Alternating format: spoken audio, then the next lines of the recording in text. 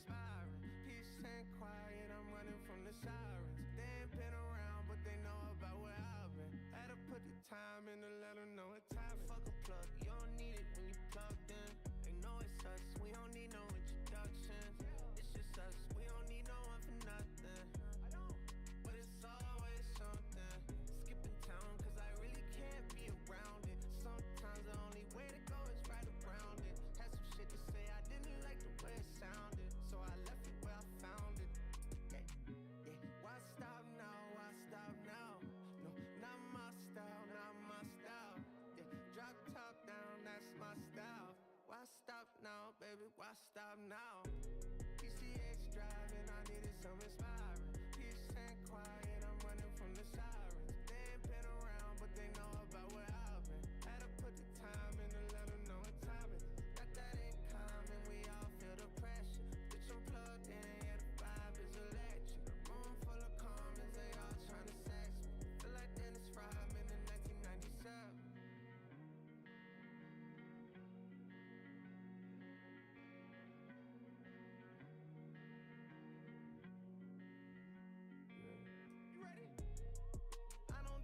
I do tonight. Yeah. Eat that pussy like it's food tonight. Yeah. They don't love me, but it's cool tonight. I like to keep it loose, but keep the moves tight. You was right, running numbers up, I'm shooting dice. Fuck a suit and tie, I'm loosey-goosey, but the moves are tight. Louis slippers never slipping, I just like to slide. I was on your side till you group me with these other guys. Hand on the blunt, I ain't done. Here come the sun, hair up in a bun. Yeah, yeah. And I like what I see, she a freak. Said she only really do this shit for me, that's her captain. PCH driving, I needed some inspiring. Peace and quiet, I'm running from the sirens.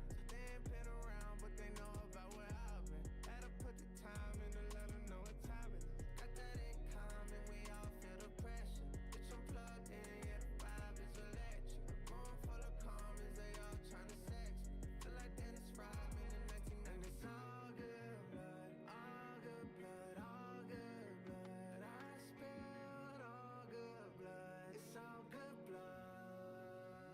It's all good blood, all good blood, all good blood, all good blood. I spilled all good blood. It's all good blood.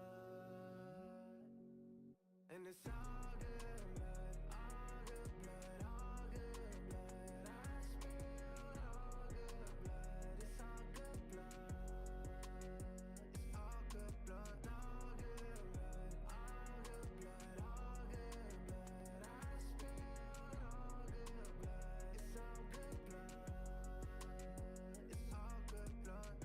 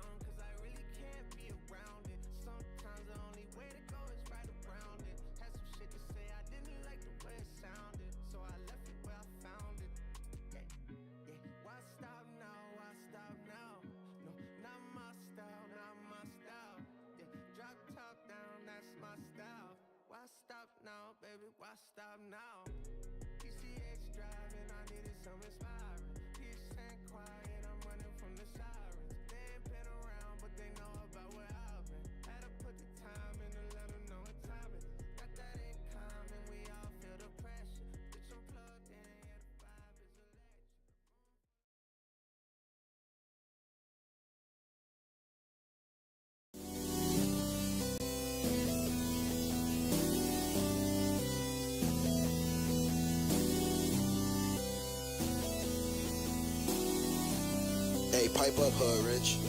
Doing something different, I had to switch it up. Turned up in my section, every night we live it up. All my haters mad, but I don't give a fuck. All my haters mad, but I don't give a fuck. Doing something different, and I had to switch it up. Turned up in my section, every night we live it up. All my haters mad, but I don't give a fuck. All my haters mad, but I don't give a fuck. It's Hill. Taysom Hill picks up the Saints first down, still going. Wow. I don't care if you let how stiff. I don't care if you let how rip. I don't care if you let how stiff. I don't care if you let how rip. I got sauce, I got flavor. Getting all this paper. I got sauce, I got flavor. Getting all this paper. Plain Jane Paddock on my motherfucking wrist. They notice every time when I walk up in this bitch. Plus I walk up in this bitch. Keep my Glock up in this bitch. Plus I walk up in this bitch. Keep my Glock up in this bitch. My trap ain't hit. My trap ain't hit. Martinez My 40 hit. steps up. My 40 hit. I don't care if you let how split. I don't care if you let how rip. I don't care if you let how stiff. I don't care if you let how rip. Give me that old Doing something different, and I had to switch it up. Turned up in my section, every night we live it up.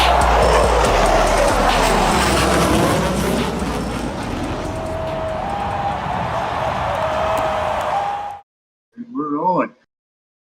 Ladies and gentlemen, welcome back to the Pigskin Mafia podcast prediction show for college football week 12 and NFL week 11, which right now one of the games that's on tap for us to predict, which I'm going to be the only one doing the prediction since it's already on and it's already the third quarter.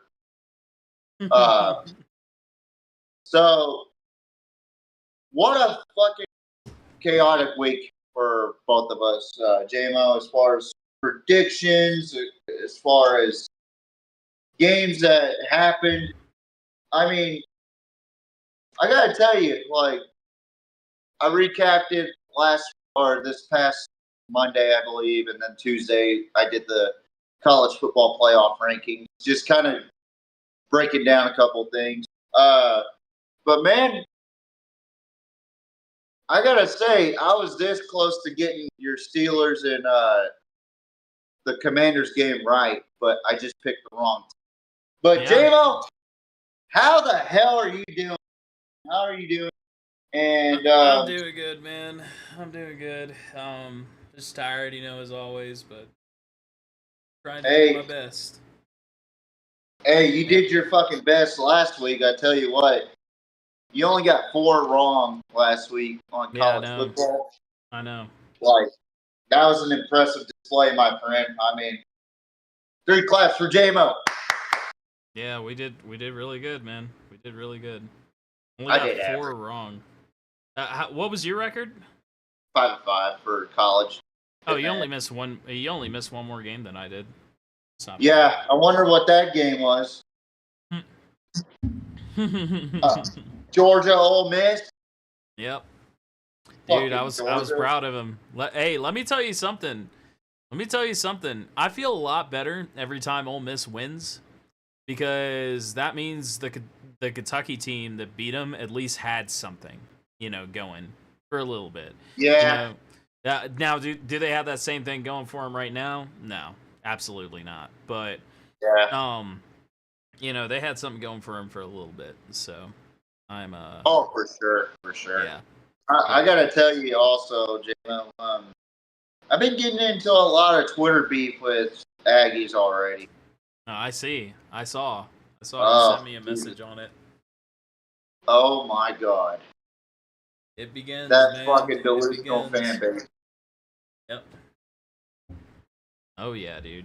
Yeah. They DM me every time they win a big game like Missouri or LSU, and then they flounder against teams like South Carolina, who's on a roll, by the way, which we'll get into that later.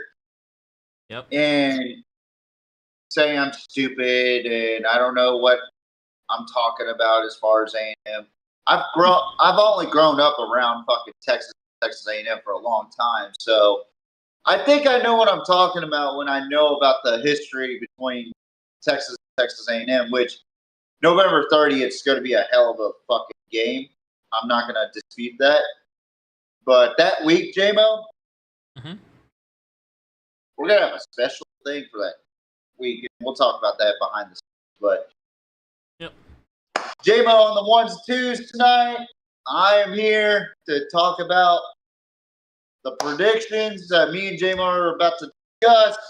One game I will predict and J-Mo will not for NFL side, but let's get into college football week 12. Yes, sir.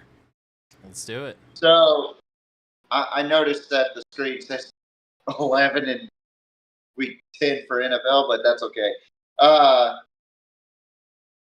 Because it's week 12 for college football and NFL. Week 11. But who gives a fuck? Ignore that. Yeah. Don't worry about it. Here, I could take it off if need be. I mean, we don't really need it, so. Yeah. No worries, big dog, but I got to tell you, there's a rivalry or two that I'm really intrigued to see. The first one on tap. My Texas Longhorn. Going back to Fayetteville, take on the fucking Arkansas Razorbacks. Number 3, Texas. Right now, the favorite to win the SEC. Traveling to Fayetteville, Arkansas. You know as well as I do how dangerous that place can be. J-Mo? Yes, sir. Yes, I do. I'm just glad it's a noon game. Let me just say that right now. If it was a night game, I would be more worried about talking about this game because Arkansas thrives better at night than the noon to afternoon schedules that I've noticed over the years. Yep. I mean, look what happened against Tennessee. Tennessee's a one-loss team, and guess who they lost to? Arkansas. Yeah. Right? And Tennessee beat Alabama. I mean, they're about to go to Athens, Georgia, to take on the Bulldogs from Georgia. I mean, and in recent memory, if you haven't paid attention, Texas went into Fayetteville on a night game when they had KJ Jefferson and that miraculous, I think it was a 10-win team for Arkansas that year.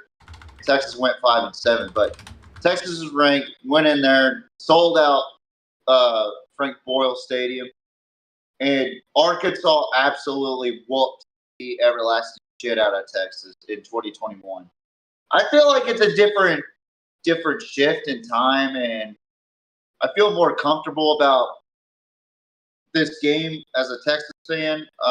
And plus, we got Isaiah Bond back and Andrew Mukubu back at the right time, I believe. Yep. And as you all know, Jonte Cook's no longer a part of the team. Addition by subtraction, it is what it is. And I thought that the O-line play looked a lot better with a resurging Florida team that wants to play for Billy Napier, which is crazy to talk about, by the way. Do you know how insane that is to talk about this stage of they're 4-5, but they are willing to play for Florida when week 1 or week 0 or whatever. They were saying, fuck this team, I'm hitting the transfer portal. But kudos to those players. There we go. We fixed it. Oh, yep. Right on the fly. But anyway, this game is a Southwestern Conference rivalry that dates back so many years or so many decades before you and I were even thought of. So this is Arkansas hates us more than we hate the state of Arkansas. I mean, the state itself smells like fucking garbage, burning garbage. So, I mean, that's just to add fuel to the fire. And I actually like Razorback fans.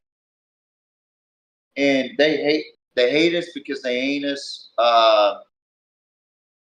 It dates back to when it was the game of the century where Richard Nixon went into watched the number 1 team versus number 2 team Arkansas hosted, and Texas won 15-14 that year. And let me say, JMO, it was a fantastic barn burner. If you're into old school football, old school defenses, and old school wishbone offenses, I'm telling you, Darrell K. Royal. There's a movie about that one guy that had like a tumor in his leg. I can't fucking remember his name off the top of my head, but he played with James Street. He played all those guys, and they played against Arkansas. But that kid didn't get to play because he had to get his leg amputated. But doctors said he couldn't go to the game, but he went to the game anyway. Right. So that's a little fun story, which we'll talk about that in the off season. We'll talk about that story. Like, in the off season, we're going to talk more stories about rivalries and whatnot in college football and NFL. So, but JMO, before I go to my prediction about this rivalry here, what's your thoughts on this game, and who do you got? Well, I'm not gonna lie. You already know who I got. Arkansas is doing amazing, man. You know, they're playing really, really good football, but the question comes down to, do I think they match up to a potential number 1 pick for, you know, this season of college football? And the reality is, I just don't think they do. I think Quinn is playing really good football. I think they've blundered a little bit, but I don't think they've blundered enough to the point where, you know, Arkansas is going to be that big of a challenge. They're going to be challenging, and there is a way that Texas can lose this. Right now, if I'm Arkansas, I'm studying what is going on or what happened during that Texas and Georgia game. I'm studying the specifics. I'm studying how to shut Quinn down. But the reality is, I just don't think – I think there's a little bit of a skill gap there. I'm going to be honest with you. I don't say that very much because I think football is all about heart. But, you know, the reality is I just really think there's a skill gap there. So I'm calling this one – I'm going to – the score margin is not going to be as big as you think it is. I'm calling this one for the Longhorns. I'm going to say Longhorns are going to take it. 35-21 is what I'm going to say. That's a fair score. So I think 35-21 because I think that Texas is going to be on the struggle bus a little bit.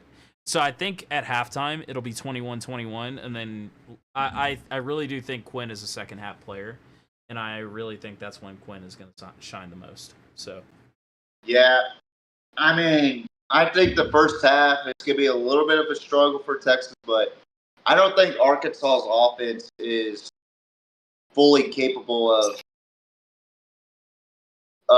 driving down the field against this Texas team. You know, I think it'll start off as like a defensive struggle type of start, but Texas will have the weapons that they have right now and start creativity, which we full witnessed against Florida this past week. Yep, we did. And my question towards this game last week's game was, did they win the bye week? And they damn sure did. The first drive, I was scared, but then after that, it was nothing but fucking highlight reels for Texas. Yeah. And Quinn probably had his best game by far this season against Florida. And coming off of that win, you got to have like an emotional high. And I feel like this Texas team is a lot more different than the 2021 team that they don't get rattled. They don't get rattled as much when they're struggling. Their defense is the anchor of this football team. I'm just gonna plain out say it right here. I would love to see Wisner and Blue just go off in this game, but I know that we're gonna rely more on Isaiah Bond and the receiving core, and also just try to get that front seven to just be on hold, So Yeah. I'm going to say that Texas wins this. It's going to be a slow start, but we're going to roll out with a victory, 41-24. Okay. I don't think that Arkansas can match up offensively to what we are capable of. I think we saw it against Ole Miss, what an offensive like Ole Miss can do against Arkansas. I think Texas is very similar as far as Ole Miss. Great defense, great offense. It's tough to defend those receivers, and also you got two really good backs in the backfield. And I like Taylor Green as a quarterback, but I don't think this is going to be the best defense. I think this is going to be the best. I think this. What? I said I'll help you out here. You put TJ versus Quinn. Quinn wins every time. I think he's more consistent. I don't think that TJ is. I think TJ is a good quarterback, and like I said, I really respect the way that Arkansas is playing right now. But it comes down to who is the better. You mean TG? Yeah, it's so easy to say TJ because I'm looking at a fucking TJ, But yes, TG. Yeah. Thank you. Sorry, I was literally staring at TJ as soon as I said that because the TJ Riddle came up and I was like, but yeah. Well, my thing is this: like Taylor Green doesn't have the experience to face a defense like Texas, and I think get over there. Stop. You've had enough camera time. Go over there before I put you in the room. Anyway. Yeah. I feel like Taylor Green hasn't faced a true defense like Texas. I think we're number one in scoring defense and turnovers, and I think we're in the top 5, if I'm not mistaken, average yardage, total yardage in college football. I mean, you're talking about one of the best defenses in the country right now, and they create turnovers. And they will light your ass up. We saw it first thing against Florida. We saw it against Michigan. We saw it against everybody, basically. They did it against Georgia in that loss, And in that loss against Georgia, it was an offensive malfunction. Now, if Texas goes out and has an offensive malfunction, we're going to be in serious trouble because what did I say about that Georgia team that killed us? O-line, trench work, and field position. Yep. That's what killed us. So you cannot do this with an Arkansas team that's on the edge of being bowl eligible. So this is going to be a tough game. I'm not going to say that my scores score, but it's going to be a tough game for both teams. I'm just saying that it's not evenly matched. It's just strategically hard to beat either one. It always is. It always is. Like in the last couple of times, Arkansas has been having our number anyway. I mean, let's not forget about the Texas Bowl when Texas and Arkansas faced each other. Yeah. That one year with Charlie Strong. Dear God, I wanted to fucking cry. And Arkansas's whipped our ass the last couple of times that we've met. So it's crazy. But I expect Texas to win, but I am not going to sit here. I think this is Texas' biggest opposition for the next 3 weeks. Yeah. Because I don't think A&M has I know A&M beat Arkansas, but I don't think A&M can match up well with Texas as much as Arkansas can match up well with Texas. You know what I mean? I feel like Arkansas is a better matchup against Texas than Texas A&M and Texas. And that's not me trying to fucking stir up shit with A&M. Calm your fucking tits. But anyway, moving on to number 20, Clemson. 7-2. who are traveling to Pittsburgh, Pennsylvania to take on the 7-2 Pitt Panthers. Now, Clemson's an 11.5 favorite. I think they just bumped up either 1 or 2 spots. There's a reason for that. There is a reason for that. A very big reason. So. What you got for me? So did you know that Eli Holstein is going to be out that game? Oh shit! Really? Yeah. Yep. So that makes that battle considerably more in one team's favor. So because you have a healthy Cade Klubnik, and also, okay, so I'll get right to my prediction since I'm going ahead. Yeah. Go ahead. So you could start the predictions off first. How about that? So for this episode. Yeah. So basically, you have a battle of a really, really good defense, right? Versus a really, really good offense. Cade Klubnik and the crew are doing really, really well on the offensive side of the ball, but Lewis and Biles are, 2 linebackers that I would not sleep on. They are doing really, really well. I think both of them are very close, if not leading the ACC in just tackles overall. And they're hard to stop. And for Clemson's running game to set up the running game, that's going to be an absolute. That's going to be very vital in that game. I'm going to tell you that right now. Yeah, it's going to be very vital that they try to use that run game. And you can use Klubnik to run the ball, too. So I noticed that on that same token, I noticed that when Clemson goes against very, very physical teams, they have a tougher time. Which was really odd. Yeah. That's really odd. Like, you'd think Dabo Swinney would get those guys to play more physical football. But you know what?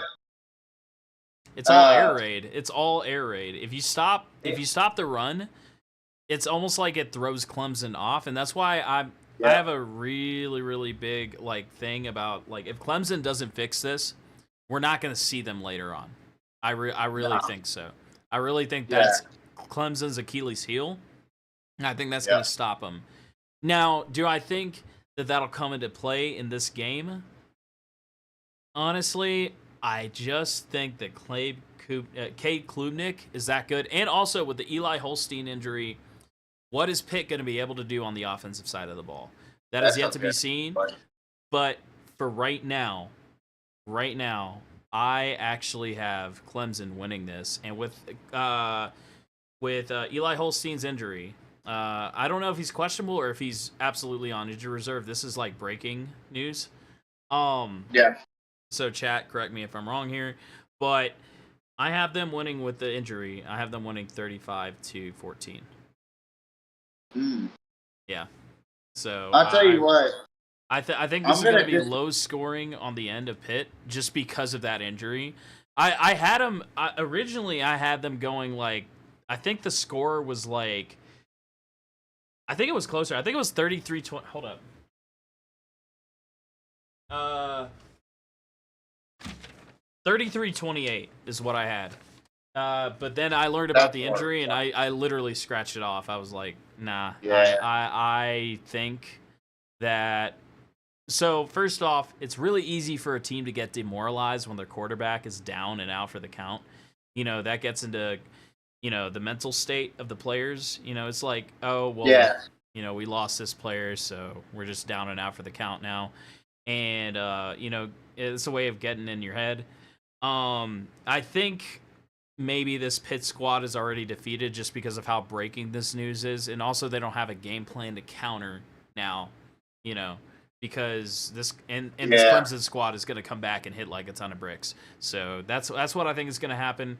I'm sorry to put it at a 3-score game, but realistically, I don't know what I don't even know the backup quarterback's name. I don't know what he's going to do. I don't know what he's going to do. He's a wild card. He could be a better quarterback than Holstein, but Holstein's been doing pretty good, so I doubt that's the case. So I'm giving this one to Clemson. Pretty easy for me, 35-14. So I feel like it's going to be a little tougher for Clemson. Playing at Pitt, Okay. They've struggled in the last couple games. Even with the injury, you're saying that? Yes. Okay. Just because Pitt's defense is a little bit better. I feel like Clemson has really struggled the last couple of games too. Even in their win last week, they struggled. I mean, they haven't been that consistent as far as playing really that well. I still got them to win. I got Clemson winning, but it's going to be a lot closer than what you think. I feel like Clemson is starting to play down to their opponent's levels. Yep. And what's going on with my TV? Anyway, give me Clemson 24-21. I think that even without the injury, I feel like Pitt's defense can cause some havoc for Cade Klubnik and that Clemson offense. And you said it right there. They're not as physical as we've seen them before. They're not. And if Pitt can get a good run game for that backup QB and he starts playing really well, I think Clemson's in trouble in this game. I really do. And if Clemson doesn't play to the level that everybody expects them to play at Clemson, where they're tough and physical on the front seven, you got some fucking problems over there at Clemson.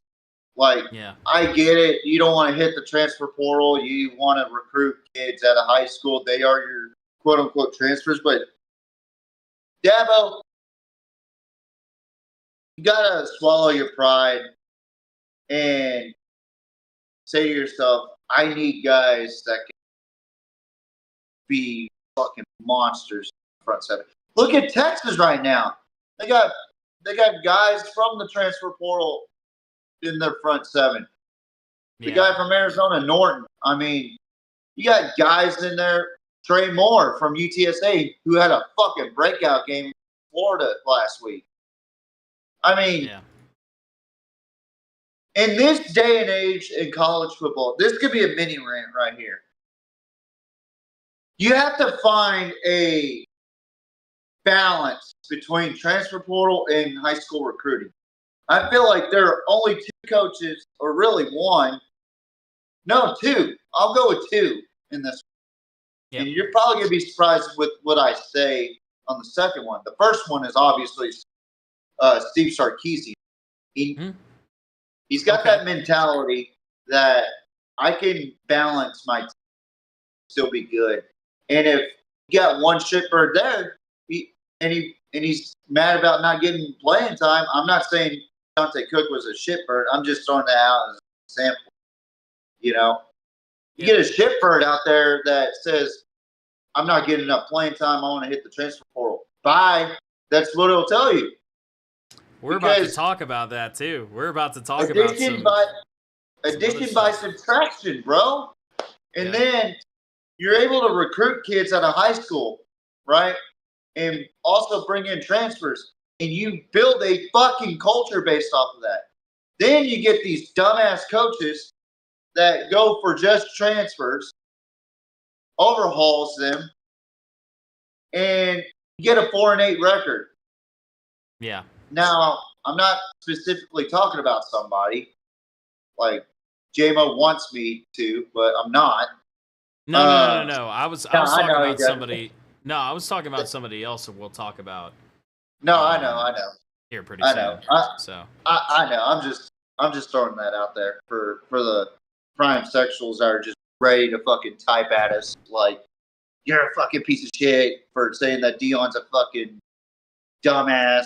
I'm not saying he's a dumbass, fucking idiots. But anyway, you can't just overhaul transfers, and you can't just overhaul high school recruits in this day and age. You just can't. It's a proven fact. I'm sorry.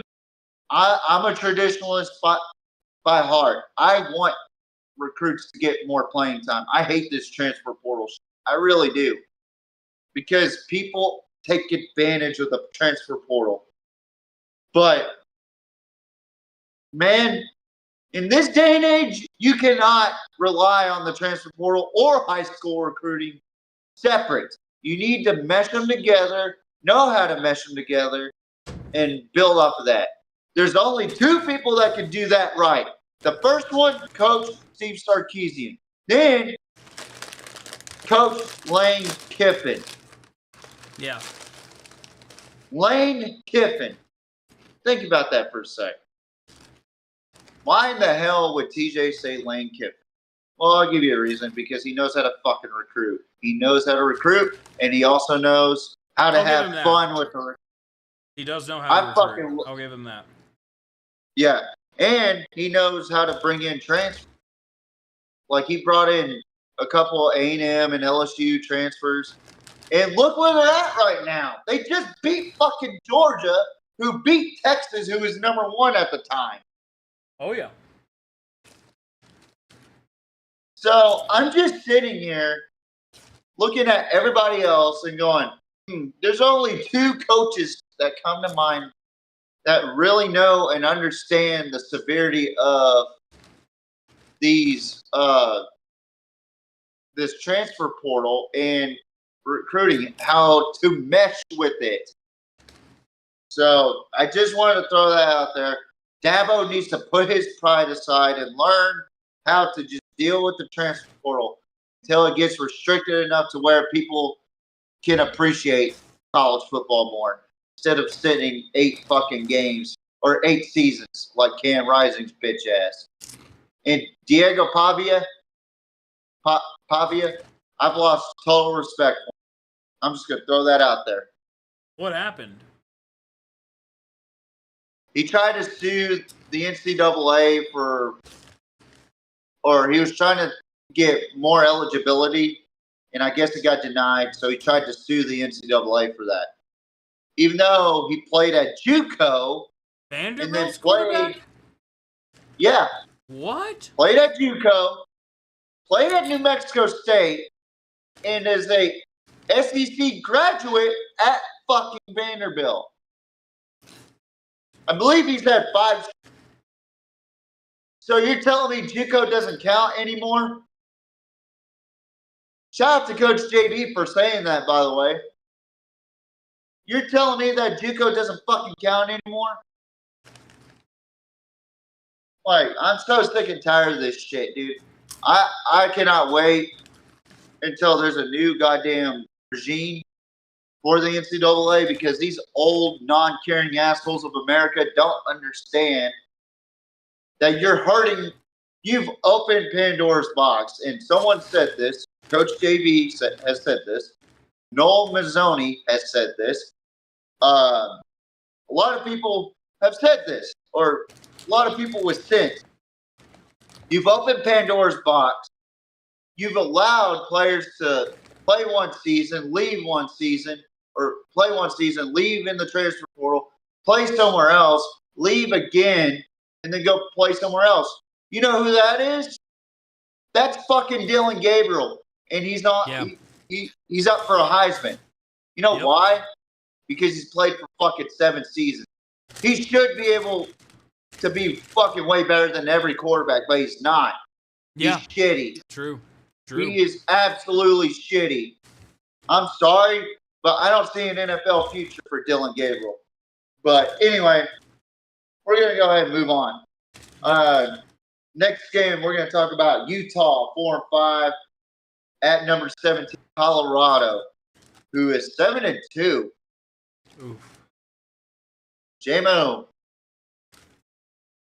First things Colorado's favored 11 points in this game.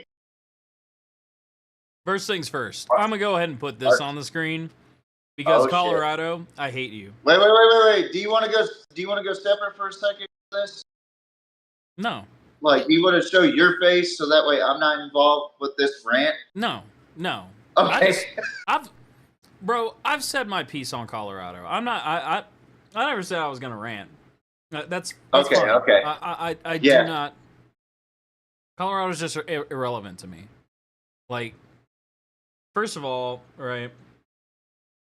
Like, realistically, things are not looking good at Utah. I'm looking at a couple articles right now Yeah. Utah running back Jalen Glover enters transfer portal, will redshirt. Right? Yep. Also, the loss to BYU.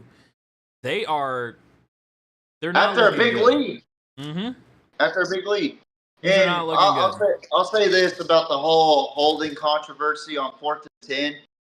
Eric Weddle, who is a former Utah Ute, by the way, has come out and said this. That was a hold.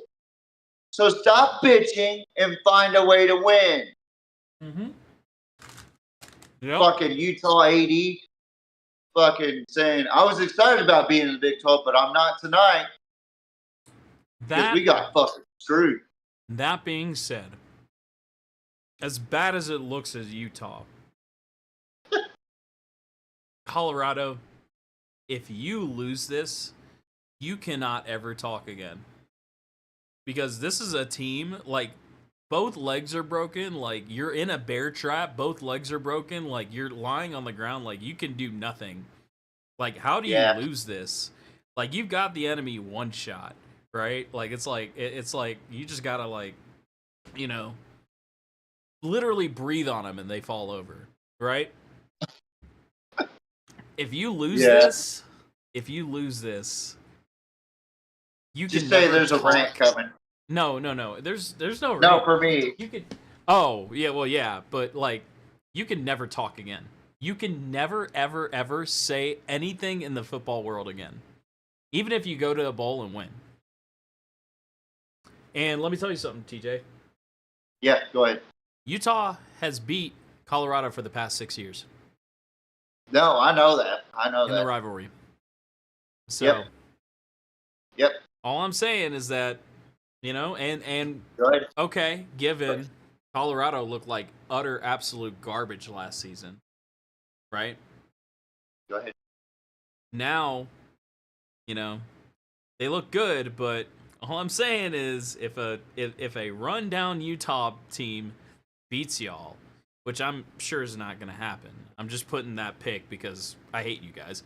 There it is. I have no. I said that before too. I said it like 5 minutes ago. No, I know.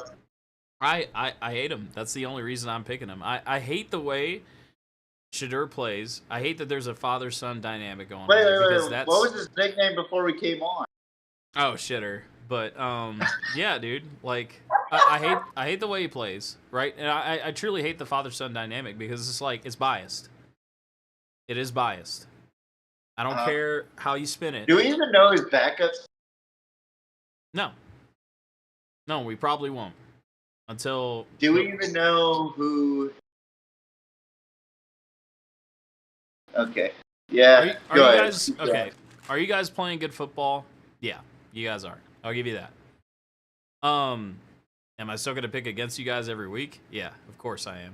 Even if I lose every single one, I do not care. Like. Hey, good news for you. We're not going to put them on unless they go into the Big 12 championship, which they're second in the either way, man. I'm still going to pick against them. That's fine. I'll take it now. I don't care. And I know. if I end up winning this, hey, you got to have a celebratory fucking drink if they fucking win that. Like, I want to see fucking champagne or something. It is because all right, let me give you the severity of this fucking game right here for Colorado. Colorado, if you lose this game, not only are you out of the Big 12 championship picture, but you're out of the college football playoff conversation. I'll give you this: you're playing really good football right now, and you should be. You should be. You should be out of the conversation. And I commend y'all's effort against Texas Tech last week because it was a rowdy stadium. They threw fucking tortillas all over the place. Y'all almost picked a fight with the ball boy, which I believe had a stamp that had Texas Tech on it. So it's really the ball boy was doing his job. Did you see that shit, by the way? No. Where Shiloh recovered got a touchdown or something off of a covered fumble or some shit. Nope. I didn't. And he had the ball in his hand, and the ball boy tried to swat it out of his hand. Why didn't I watch that? Oh, yeah, I remember, because Colorado was playing. That's why I didn't watch the game. God. So the ball boy swatted the ball because he was trying to get the ball back. And Shador got in his face, talking, and Bucky, who is Dion's older son, who played at SMU and was the media guy. He's the media guy for Colorado. Well, for the Sanders family, I should say. He pushed the fucking ball boy and started talking shit. Wow. He was sitting there. He was in his face, and the ball boy was like, "What the fuck?" Man. And it so happens that the head coach over at Ingleside High School that I talk to every once in a while, or every time I go to a game, which I'll be out there tomorrow. Valverius.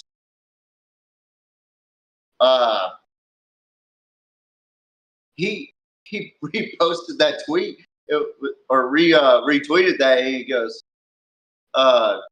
"That's my dog," to the ball boy. So he knows the ball boy personally. That's so funny. Small fucking world, man. I'm just saying. That was probably the funniest thing I've seen all week. As far as that, go over there.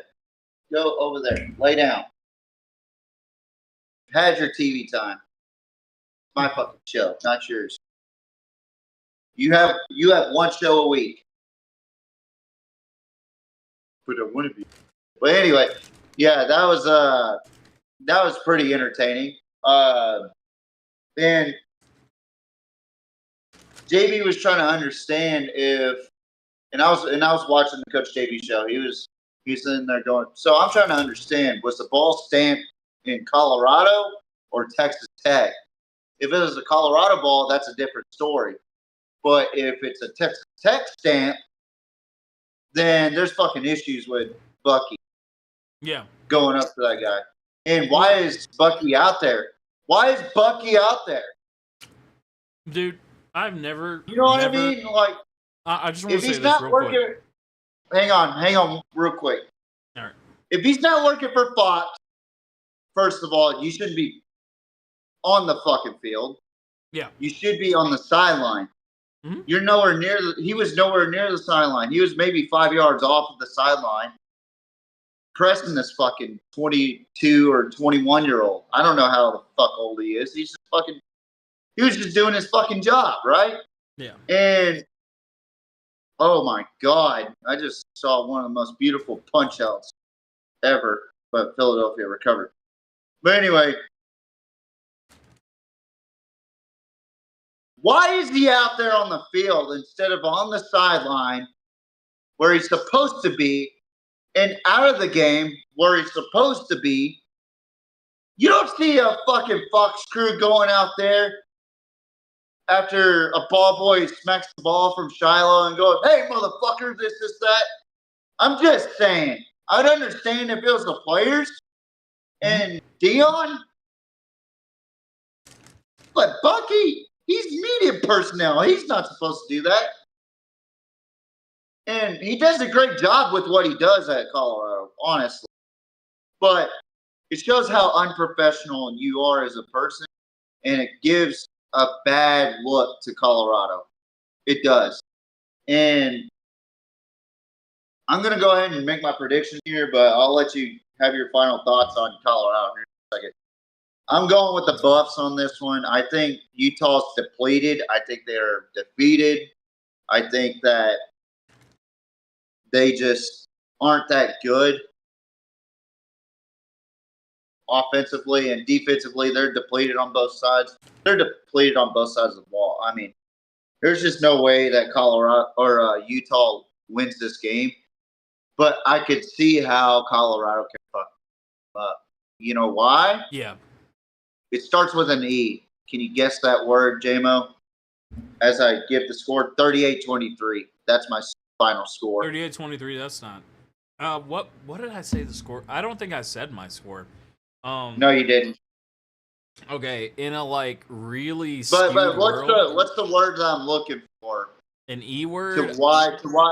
It starts with an E, and it would be the sole reason why Colorado loses the game. Beautiful touch. I don't know, man.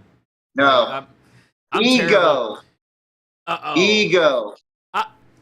I want you to know, TJ, I'm terrible at playing that word game with you, dude. Like, I can never guess that word.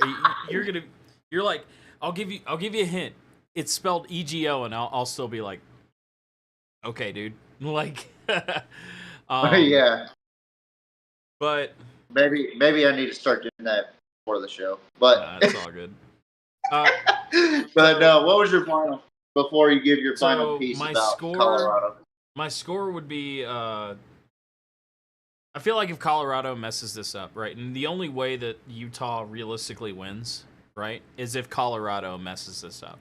I think if they were due for a loss, this would be more realistic. But realistically, Utah is going to Colorado, and Colorado's on a high right now. Colorado's on a hot streak. Yeah, and Utah is not. Hot streak in a shitty conference. Mentally defeated. Yeah. But at the same time, they're on a hot shitty conference. Say that.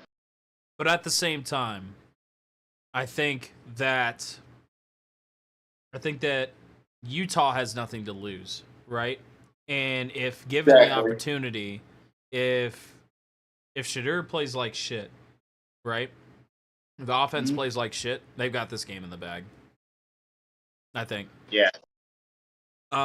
Just don't offer them an opportunity. So if you think if Shador plays like he did against Nebraska, oh, absolutely, 100%. You'll see the same result. Absolutely, 100%. Okay. Yes. Yeah. I see where you're going with it. Yeah, that makes sense. But that pick is on the board just because I hate you guys. So score? 21-14. Fair. And I feel like that's fair. So that is a fair score, honestly. Yeah, that's all the thoughts. But what did you want to say? Well, that's all the thoughts I'd have. I want to say, like, should we really? I think we should really be calling into question the character of the Sanders family. Like, I feel like that's a fair stake because Shadur doing what he did would you throw? Hanging. Can I ask this real quick? Give me a second. Would you want to throw Travis? Oh, go ahead. I was just gonna say, Shadur doing what he did. His brother doing what he did this week, and Coach Prime's reaction, right? Like, all in all, I really think we need to. Exactly. I really think we need to start calling into question the character of the Sanders family. Like, like maybe the dad was, like a, maybe the dad was like an outlier, but like, his two sons act like spoiled brats. They act unstable. I don't think that's cool, man. Like, especially in the public eye. Like, I would hope that. And Shiloh's a dirty player. He's a dirty player. And also this, and I'm real disappointed in this cat right here, Travis Hunter. You got to start asking about his character. Like, I know he does the Twitch thing and he plays video games and whatnot. Doesn't do anything bad outside, but when I'm looking on the field is a guy that thinks he's better than everybody when he's not the best player on the team. And I get it. He's a one of a kind athlete that we've never seen before. And as of late, he's not looking like the best player on the team. You know who does? Who's that? And it's going to scoff you to hear this, but Shedeur Sanders. Oh yeah. Shedor's looking more like the Heisman frontrunner than Travis is. Everybody's just. So I'm just going to say this on record. Do you know why everybody's so hot on this guy? And when I look at guys that are up for the Heisman, I also look at guys that should be up for the Heisman that deserve it and are going to do well and excel in the NFL. Travis Hunter's not one of those guys. He can't play both ways, and he's too small, and I think he has a big ego about himself. Yeah. I mean, he was a number 1 recruit. He went to Jackson State with Dion, moved from or transferred from Jackson State to Colorado. I mean, I had no problems with that then. Now, this year, since he's up for the Heisman, don't you notice that there's a character change when people are up for Heisman? Like, for example, Johnny Manziel. Johnny Manziel is a perfect example. You know, once he started getting into that Heisman conversation, the douchebaggery started settling in, right? What's going on with Travis Hunter right now? Much of the same. He basically is showing his douchebagginess on the field and also during an interview where they interviewed about Ashton Jeanty and he compared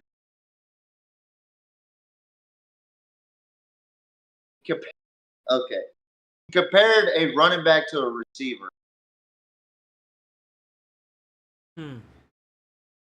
Who is 7 yards behind the line of scrimmage, a running back, who's on the line of scrimmage, a receiver. Look, I'm not going to say much more about it. I'm just going to say that lately I have not liked Travis Hunter's character. I still think he's a great player, but he's not the best player in the country. He's just not. You could say what you want. Oh, he plays over 100 snaps a game, blah, blah, blah, blah. Is he consistently playing good besides picking up a tortilla on the field? Is he making big plays consistently? This season, in my opinion, he's only made 3. 3. The fucking hit the ball out of the Baylor fucking running back that bounced out of bounds. That was one big play. The touchdown where he made an impossible catch, possible, which I'm not hating on the guy. I'm just giving a critique. And see, I think 2, actually, J-Mo. I don't think there's been a wow factor for me for Travis Hunter this season. Ashton Jeanty, that's a different ball game. He's chasing fucking record stuff. Records. I'm talking about NCAA records, my guy. Yeah. But yet we want to crown a guy for playing 110 snaps. That's not consistent. But a guy that's consistently running over 150 yards or 190 yards a game, to be precise, J-Mo. Yeah. 190. Yeah. But we don't want to give him his flowers. Fuck me, I guess. Right? Yeah.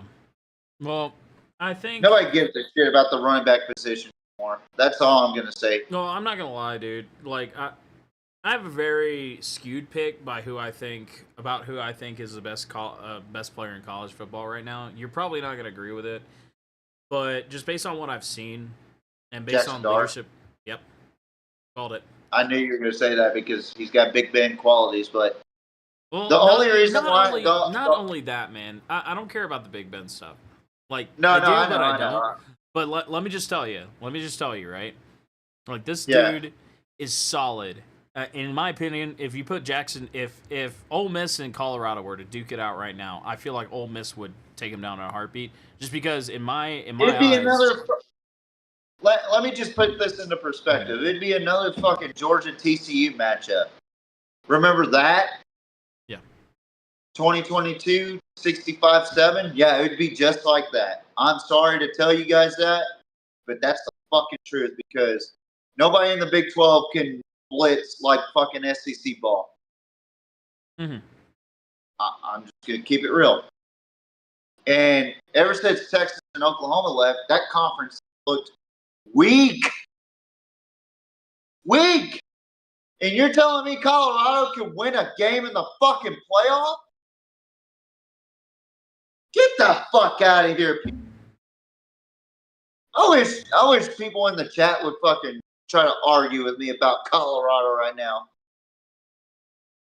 I wouldn't be surprised if they lost to fucking Kansas. Yeah. I wouldn't. Oklahoma State's a different story because Oklahoma State is done. They are fucking done. And I think Oklahoma State might be done with Mike Gundy soon. But we're going to go ahead and move on. We got number 25, Tulane, who I think is a very under-the-radar team right now. And then we got our Navy midshipmen, JMO. I'm telling you, this Navy team's a different breed. I know they've struggled over the last couple games, and then they've won their last game. But Tulane is favored by 7 points. Who do you got in this game and why? Well, I mean, pretty safe to say, just, you know, like based on where we come from, I would feel like very, I guess, very anti-American and very anti-Navy if I picked anything but Navy. So we're just going to go with that. But they are playing good football. I feel like they're playing at a level that is synonymous to the top 25 teams in the country. I feel like they're playing at that level. I feel like both Army and Navy are playing at that level. Yeah. How about that? We get a good Army and Navy this year. How about that? Yeah. I have the score. Which I'm excited about. I have the score. I think it will. I don't think Tulane's all that good.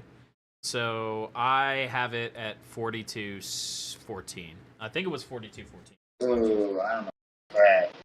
Tulane's a pretty good team, but they're not that good. I don't know. They're not that good. I don't know.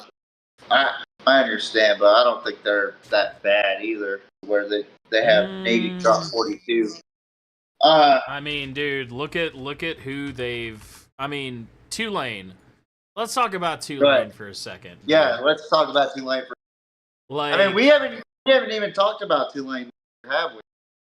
Dude, except for the Kansas State Tulane game, I believe. Man, you're gonna sit here and tell me, right, that a team that, and I know they're number 25 in the country, but they got beat by Oklahoma. They got beat by Oklahoma. They almost got beat by North Texas. Let's talk about that. Army barely beat North Texas 21-3, so that doesn't mean anything.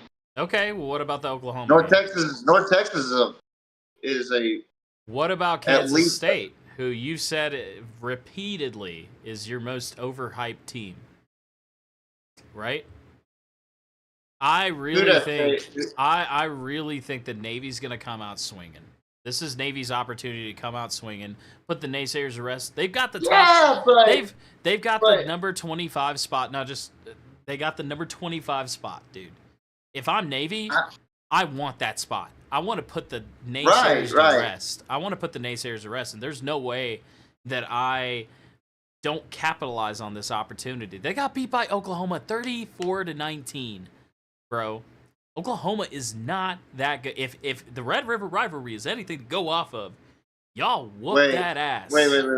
Whoa. Before you say anything, what week was that? What? Tulane versus Oklahoma. What week was that? I'm pretty sure that was week 3 or 4. No. I wouldn't even go off of that. Nope, dude. That's a bad example. Okay. To me, that's a bad example because Fine. that's too early. You don't want to go off of Oklahoma beating them early, even though Oklahoma still beat them. That's fine, but still, that's too early. You know what I mean? Like, I hate saying this, but I want the reason. Say SMU Tulane. Oh wait, did they play? They haven't played this year. They played in 2023. That's right. That's right. Yeah. I'm sorry. I'm looking at 2023 apparently. You're good. But You're good. This down here, that is sorry. Okay. There we go. 34-27, Kansas State. 34-19, Oklahoma, Tulane. 34-19, Oklahoma. And then they've been on a roll. But, I mean, dude, against Temple and Charlotte, come on, man. You could say the same about Navy. I guess, man. But in my opinion, Navy's a better team. Navy's a better team. They're much better, in my opinion. I don't think Tulane... I really don't think Tulane deserves that top 25 spot. I feel like they're just like a shoo-in because who has Navy played? I feel like this is Navy's opportunity to get in there and show Tulane that they do not deserve the spot. I feel like regardless, Navy's going to win. But, you know, maybe 42... The reason I'm calling 42-14 is because I really think the Navy's defense is it. I really think that they are legitimate, and I think they are a threat. I really think that they have one of the best defenses in the country. And as a Kentucky fan, I know what a good defense looks like. So, maybe not a good offense, but a good defense, you know. Yeah, you're about to find out next week. But Navy wins 28-24. Navy wins 28-24 in a banger of a game.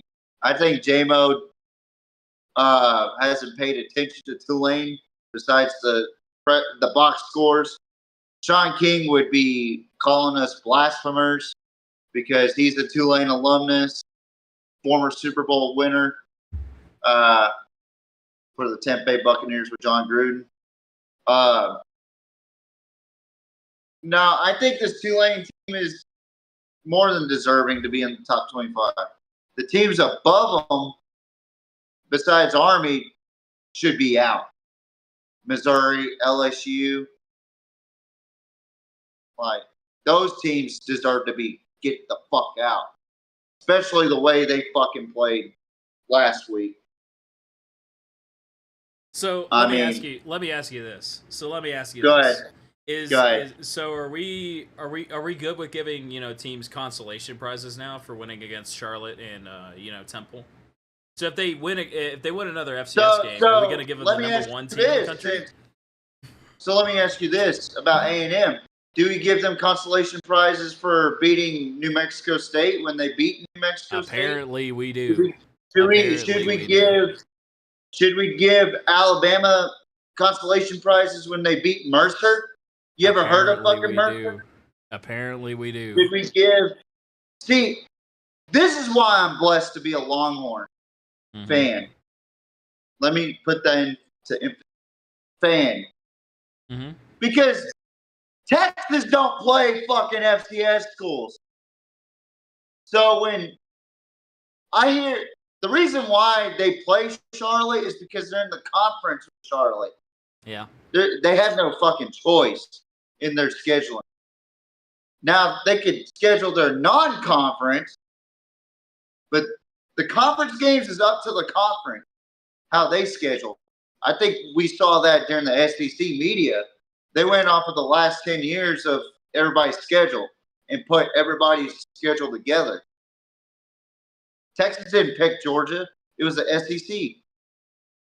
If it was Texas, they would have put every fucking top 8, top 9 SEC team in the last 10 years on that schedule, including Oklahoma. Yeah. So that's my whole point with that. I'm a rebuttal with that and say that was a ridiculous thing. That's what you just said, because they don't schedule their conference opponent. Non-conference, I understand. You could have said Southeastern Louisiana. Well, okay. Cool. Don't put them in the top 25. They've played nobody. They've played no one. I think there are other teams that deserve to be in that spot, that actually have fought for that spot. Like who? Like fucking Navy. Navy's in the same conference. They play the same opponent. Well, then put them in there. Put them in there. I don't know, man. I don't know, dog. That 42-14 is ridiculous, man. You think what you want, man. That's all I'm saying is I just don't like handling. I still got Navy winning. All right, but well, have Navy winning. I think Tulane's played well over the last couple of weeks, man. I'm just saying. I would not count them out. Well, I would not disrespect you want to be a Tulane Tulane like stand? That's on you, man. I'm just saying, you know. Hey, I just picked against them. What do you mean? I'm just saying, man. I don't think it's gonna be a game. I'm just saying that you haven't paid attention to them. That's all I'm saying. Okay, so all of a sudden I'm gonna get Tulane popping up in my DMs. They're gonna be Memphis too. Damn, I don't think that's gonna happen. Who? I don't think Tulane is going to beat Memphis either. I really don't. I really do not. Memphis? Yes. I really think that they are I due think for they'll a beat loss. them. No? I think they'll beat Memphis. I think they're due for a loss. Tulane's actually being considered in the playoff right now. I hope you know that. Yes, if they win out. Yes, I do. So if they win out and win in the American Conference, they beat Army. Will you say different? If Army wins out. Okay, if they beat Navy right now, right? If they beat Navy this weekend. Okay, before you say anything, what's the score margin that you'll say, okay, I was wrong about Tulane. Tulane's a good football team. If they beat Navy in any capacity whatsoever. So 1 point, 2 points. I don't care. It doesn't matter. Yes. Okay. Because That's we're all sitting I here we're sitting here predicting that Navy is going to win because we're both saying that Navy is a better team. Yeah. But I'm not. Why is that? What justification do you have for saying that Navy is the better team? What justification do you have? Because I want to know. I think they're a more physical team. Okay. That doesn't mean that I don't think that Tulane doesn't have a chance. You're saying that Tulane doesn't have a chance. No, that would have been fucking 56-0 or some shit, dude. No, that's exactly what that is. It's a 3 or 4 score differential. What do you mean? That's a fucking blowout. What do you mean? It's not a blowout. They scored. 42-14, is it? Dude. You said 42-14. Yes, I did. I know what I said. I've blowout. got a good memory. JP5 hadn't taken over that memory yet. That's a fucking blowout. Right. I don't know what you mean. That is Think what you want, man. Think what you want. That's a blowout. 4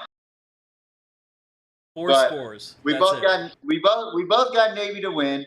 Sure. Yeah, 4 possession score, not 4 points. But anyway. Sure. Moving on to this next game. I love this shit, J-Mo. I love debating. Yeah.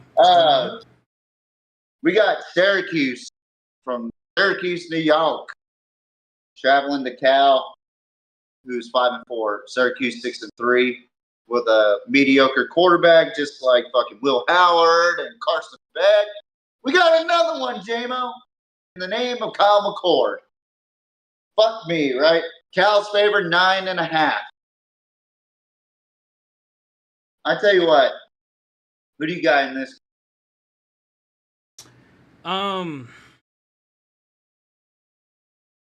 And why? You go ahead, man. You go ahead. Okay. So, I don't think Syracuse is that all that great, even though they've beaten Virginia Tech and yada yada yada. I don't think the ACC is that great, except for maybe 2 teams that I'm looking at right now is Miami and SMU, which Miami lost last week. I genuinely think this is an even, or I wouldn't even say even matchup because my score would contradict what I'm saying. I think that Cal's a much better football team just by looking at both teams. I think Cal's got a much better quarterback in Frank Mendoza. Give me Cal 42-27. I think Kyle McCord is a fucking choke artist, and Ohio State fans are glad that he's fucking gone. I genuinely think that Cal is going to win and get to his bowl this year based off that win. Syracuse is already in a bowl game. They don't give a fuck. Kyle McCord's thrown 12 to 13 interceptions already. I'm just not sold on Syracuse in this game. I think that travel is another issue in this game for Syracuse. I just think that they're going to get jet lagged and boat raced by Cal. Who you got? I got California too. I got them winning 35-27. I think Fernando Mendoza is a really good quarterback.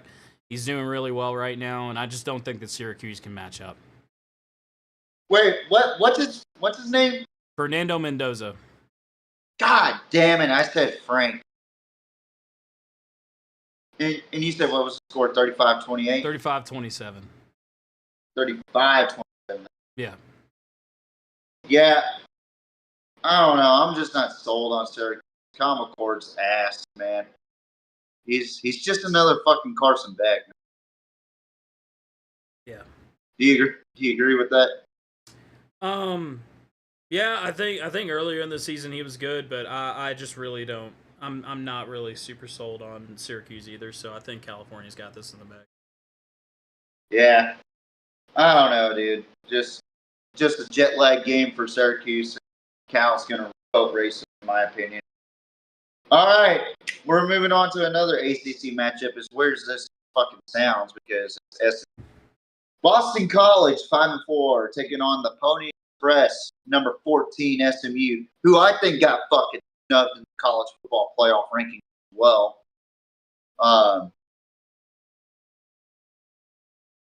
SMU's favored by 19.5. I'm just gonna go ahead and say it. I got SMU winning this game.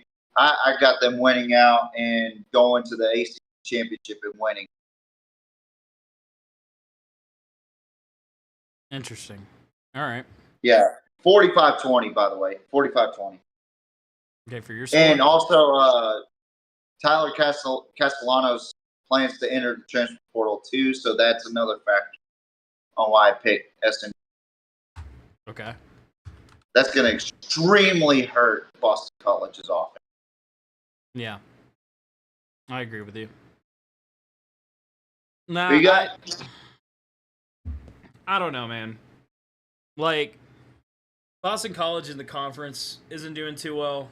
SMU is like very. So you start talking about SMU, you start talking about Miami, Louisville, and Clemson. You have your top four right there in the contention. I'm gonna be honest. I don't even think. I think Pitt's in the hunt, but I don't think they're doing like too hot.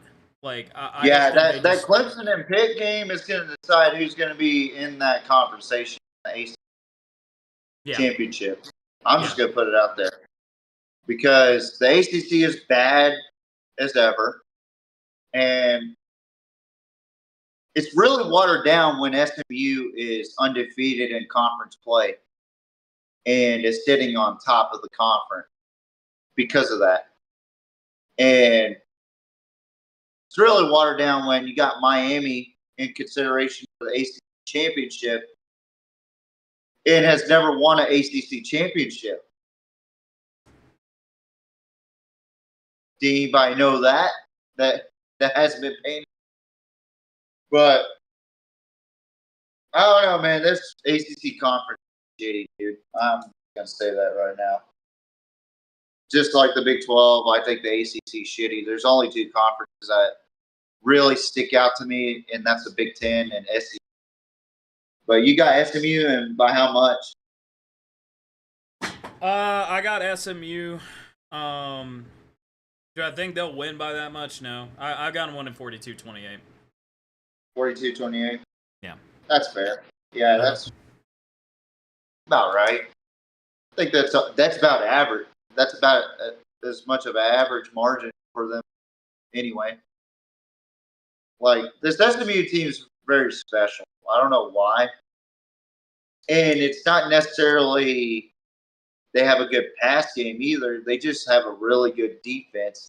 And not only that, they have playmakers. They have NFL talent on the wideout spots too. Like, those receivers make plays and make them quick. So that's why I say they're like in the conversation of winning the ACC championship. That's why they're my favorites right now. Because I think Miami was due for a loss, and they lost to Georgia Tech. So now we move on to the Big 12 matchup. Arizona State taking on Kansas State, number 16. Kansas State, who I don't understand why they love Kansas State so much. They've looked horrible over the last fucking 5 weeks, 6 weeks, JMO? Yeah. Something like that. Like, and then you got an Arizona State team who has the same record. They're not number 16. They're number 20. That's AP. I'm talking about number college 16? football. Okay, so yeah, you're going off college football playoff rankings? Okay. Yeah. We don't fuck with the AP. Okay. Yeah. Got it. Yeah. So, folks, I don't pay attention to the AP poll because those guys are fucking. I pay more attention to the college football playoff because that's what's being played. And I think the college football playoff committee's stupid with the way they ranked shit in week 2. And y'all saw my reaction. I was not happy about a lot of the fucking moves. So putting Kansas State at 16 kind of weak, in my opinion. I think there's a lot better teams that deserve that spot, like fucking Army. South Carolina deserves that spot better. Arizona State, who they're playing. But Kansas State's favored 7.5.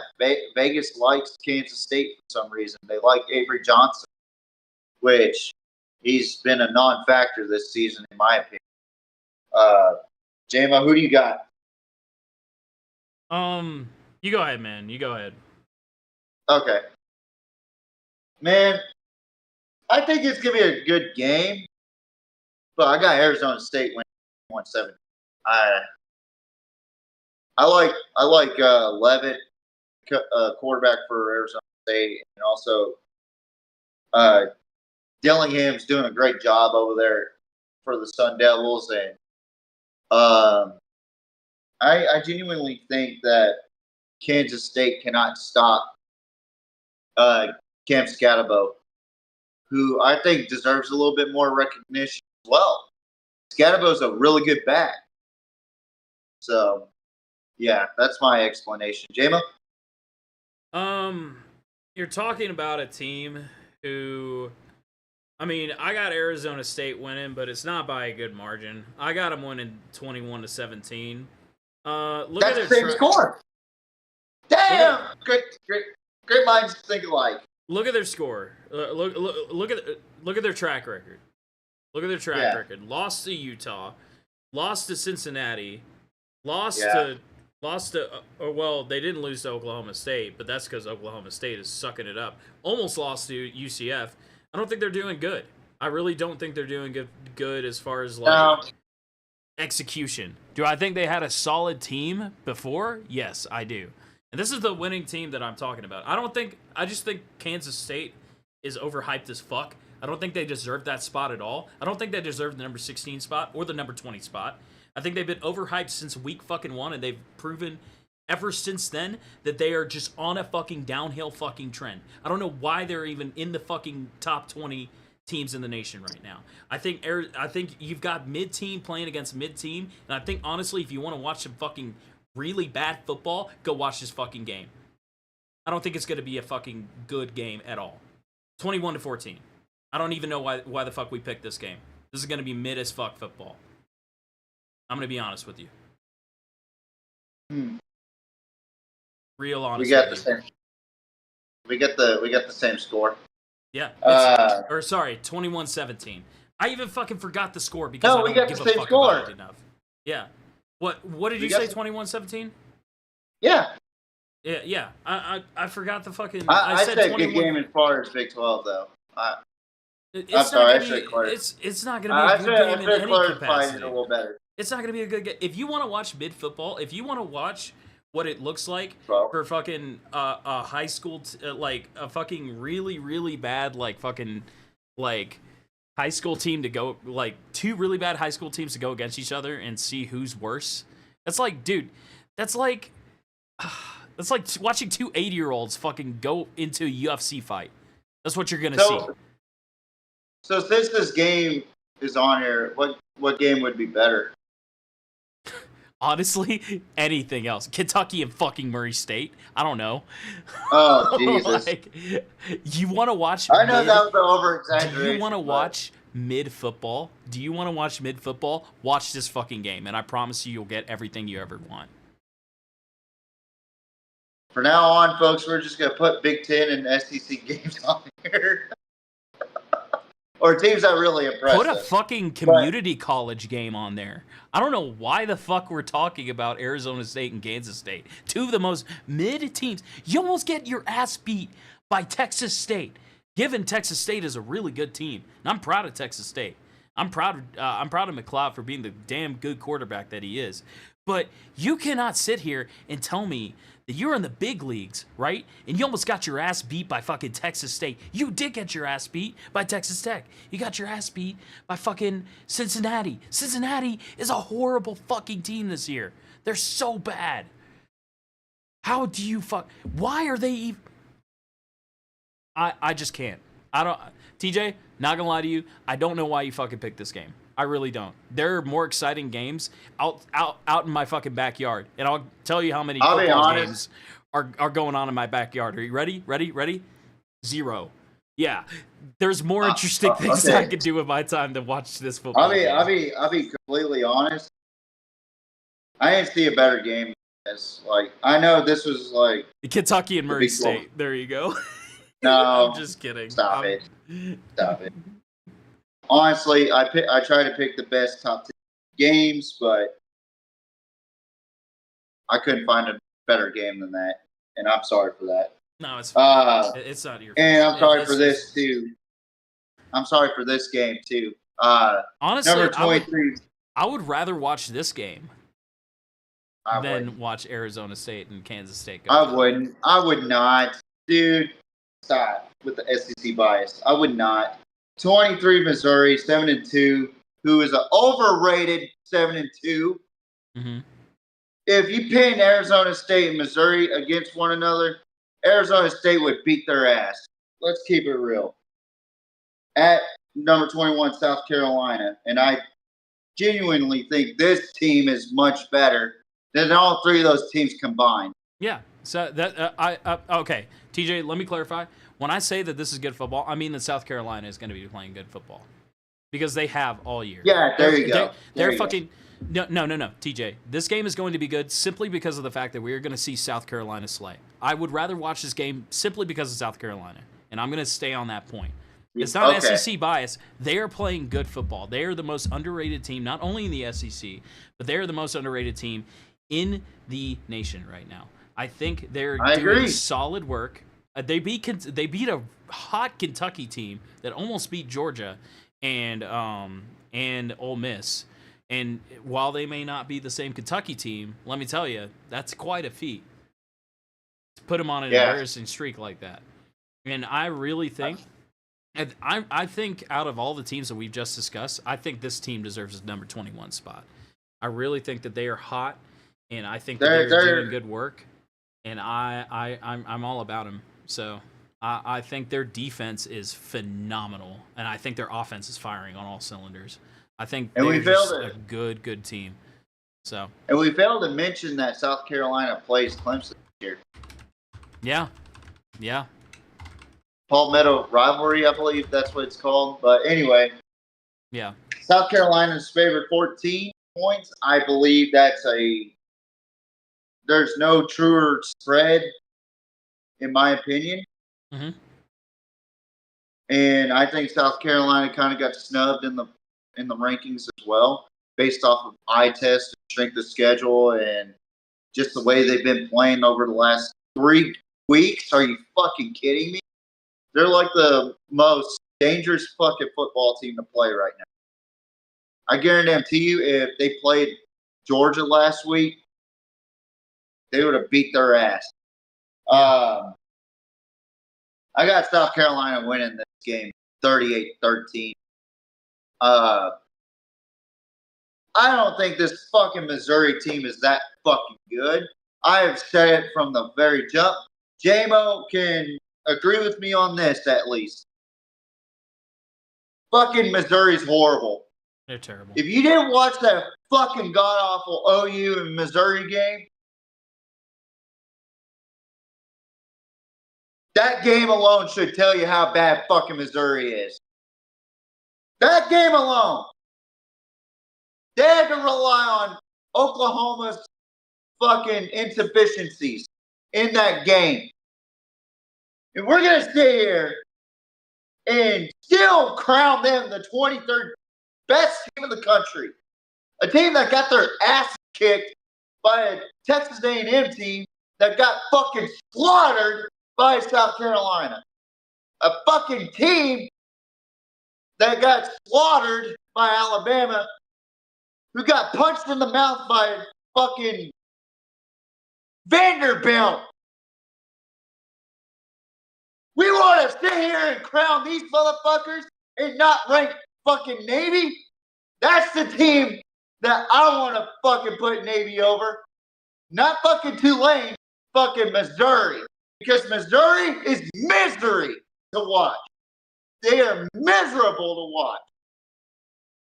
Okay, so let me make this point, right? Why would we not bump South Carolina up, right? Because I feel like their spot should be greater, right? Like I feel bump like them out. No, bump them up. Bump them up that's in what I'm rankings. Saying. Yes. Because that's what I said earlier. Okay. I said they were snubbed. Mizzou, right, got beat by Vanderbilt. Who beat Vanderbilt last week? South Carolina. South Carolina beat their ass. I'm surprised you didn't know that quicker. But yeah, South Carolina. Yeah. 28-7 by a 3-score differential. I think that so I've got them as a number 14. Like number 14, number 15 in my bracket right now. I think they could go higher. I agree. But I really do think that this South Carolina, as much as, did I think this at the beginning of the season? No, I didn't. Because No, nobody thought. No. That's the thing. Nobody thought this. In my opinion, I mean, South Carolina. I'm sorry. You're good. You're good. I'm just going to say this real quick. Yeah. I think what really opened my eyes about South Carolina was that LSU game. Even though they lost, the way they played was fucking toughness and just stuck with the game. And I know they struggled ever since, or not ever since then, but here and there. And then they fucking dominated Oklahoma, dominated A&M, dominated Vanderbilt. They're on a fucking roll right now. I was about to say, who did they beat? Who did they beat 2 weeks ago? A&M. Yeah, exactly. Whoop their fucking candy asses. Shut them out in the second half. I feel like right then and there, A&M should have dropped out and South Carolina should have taken their place. J-Mo's fucking rank rule. I love it. Straight to the point. You lost to them fuckers, you're out. Yeah, I mean, it really is like that. Like, I mean, if you lose this game, especially now, if you lose, you need to be out of there. There's no second chances. I don't care if you're Alabama. I don't care. If you lose to an unranked team, in my opinion, that's you out. And I know teams make mistakes, but at the same time, it's like, we don't need to be over-glorifying Alabama if they're not it. I'll be honest, if they lose by like 3 points, I wouldn't exactly kick them out. But if they lose by like fucking 24. Point margins matter, but especially if you're losing to an unranked team, right? Yeah. Especially if I get what you're saying. If you're losing to a ranked team, that's fine. You can work with that. Like that's expected. You know, Now if you lose Georgia. to a fucking 2-7 fucking let's say let me just say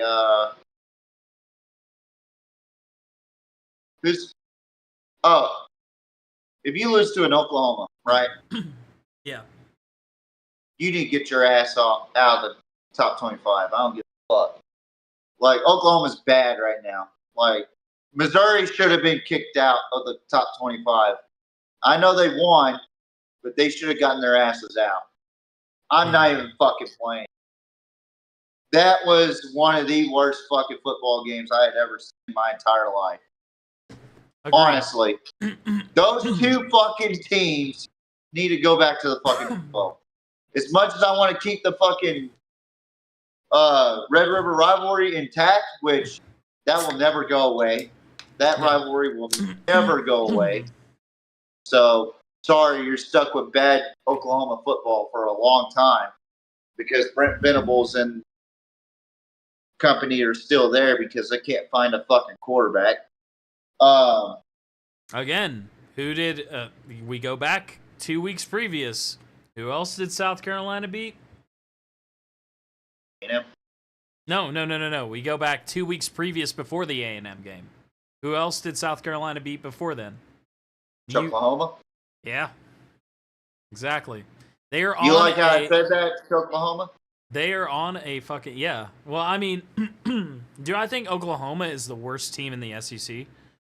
No. But are they the best? Hell no. Absolutely not. I think... I think South Carolina deserves to be up there. I think they're on a roll for a reason because they are legit. I guess getting to my pick, I have them winning. I think it's going to be 38-7. I think it's going to be that bad. I think Mizzou is just done. I feel like they're done. They don't have their starting quarterback either, so that fucking like. Just think about it. They've been on a mental decline this whole time, and I know you don't like me going big score differentials. I don't care. I love big score differentials. I think that's it's like so for this one right here, that makes sense. You know what I mean? Like I guess in a way that one makes sense. I guess in a way, but I mean, look at their track record. They beat Texas A&M by how many points? 22. They beat Oklahoma by how many points? Fucking got to do some math. 35-9. Well, got to do some math. 26 points. Yeah. And then 21 points. Like, I feel like that's a much... I feel like every game they win, they win by, like, three or four possessions. I feel like every game they win, they out-physical and they tire out the defense. Yeah, I can give you that one. Because I can give you that one. You're able to run with three different bodies, two backs, and then you got Sellers back there. You got Rocket Sanders, who's on a fucking rampage right now. There's one team that I think that can keep up with their physicality. There's one team, and I think I know who I think you know who I'm about to say. No, actually, but good point. Really? Yes. Oh, on their schedule? They already played these guys. They got beat. This is the reason I'm saying that. Alabama? No. I think of Ole Miss and Ole Miss and South Carolina. Because Ole Miss plays the same way. They play physical football. They get to the line, they're like that. They're hard to fight. They're hard to stop. Yeah. Well, I'll give you Texas and okay, in terms of pure physicality, I really think that Ole Miss does it really, really well. And I think they're dangerous as well. Because they're just fast. I agree. You know, they get to the line, they get in there, they do not stop for anything. And I feel like that's very dangerous. But I don't know. If Ole Miss and South Carolina meet again, I feel like it's going to be a much different meeting. It'll be a lot closer. I can see that right now. Yeah. I think that South Carolina was trying to find the rhythm, you know, and Shane Beamer does a good job over there with South Carolina. Yeah. By the way, who do you have for this game? Or I'm sorry, you already said it. I think that's pretty obvious. Yeah. Yeah. I'm sorry. I'm a No, little you're bit good. You're fine. behind on that You're fine. You're good. because I just caught the ending of the Philadelphia. No, you're fine. You're good. I'm gonna go ahead and say what my prediction was for that game. I had Philadelphia winning 34-24. Philadelphia ended up winning 26-18 in a exhilarating fourth quarter, to say the least. The second half was a lot better than the first half. And goddamn, Saquon went off tonight, 26 for 146, 2 touchdowns. Holy fuck. So that's my first asterisk point. I say asterisk because J-Mo didn't predict this week for that one. Well, I just think so. I just think that so normally if we got a game in progress going on while we're doing the podcast, it's kind of like to predict it. It's like, you know, I like what you did there. You just said your prediction, and it was like, okay, that's it. You know. Yeah. So, but it's kind of like, why would we predict it if it's already happened? That's, you know, because when I would get to the slide right now, and it would be like, oh, well, game's already over. So, you know, like kind of. No, it makes sense. It makes sense what you're saying. Like I know a lot of guys do that too. Like they predict, like they do the opposite of what we do. Yeah. Like they'll predict games while the games are being played. And you're just sitting there going, what the fuck? Like, it's stupid. Just let the game go on and say, well, I predicted this, but this outcome came, you know? And so we got our, I guess you could call this game of the week right here. I don't know what the fuck's going on with this. Number 12, Georgia, 7-2. They're favored 9.5. Yep. Being played in Athens, Georgia. Carson Beck keeps fucking turning the ball over and smiles on the sideline as Georgia's down by 12 against Ole Miss. A team that they've beaten, I believe, 6 games in a row or more. 8 games in a row since fucking 2016. Yeah. They're going to be hosting number 7 Tennessee. A team that I don't think is a SEC favorite, if I'm being completely honest. They struggled offensively. They defense is decent, but compared to like Texas and Alabama's on a roll right now. Ole Miss is on a roll. Texas is starting to hit their groove back. Meanwhile, you got Georgia and Tennessee, who are polar opposites, but Tennessee is not quite as good as Texas or Ole Miss or Alabama right now. Like, those are your 3 teams, in my opinion, that are like the top cream of the crop of the SEC right now. That's the way I look at it right now. Even though Georgia beat Texas, I still think that Texas, Alabama, and Ole Miss are the top dogs in that conference. Now, if Georgia wins this game, then it'll be back to 4. Because I don't think beating New Mexico State deserves a consolation for Texas A&M. I'm just going to keep that afloat. I'm just going to go out there and say my prediction. Yeah. I don't think this is going to be a good SEC football game. I think it'll be a defensive battle.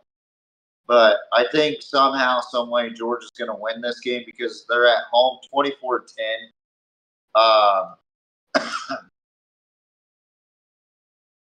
I don't know why Tennessee's ranked 7th. I think that I had them in my rank at 7. I'm not entirely too sure.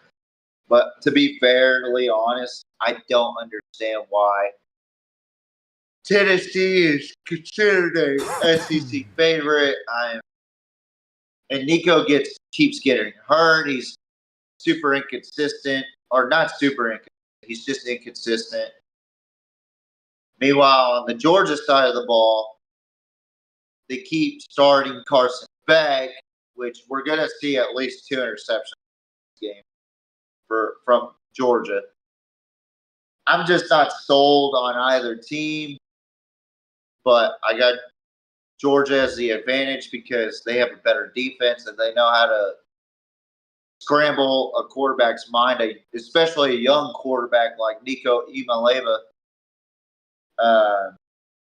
Give me 24-10, Georgia. Okay. Who do you got?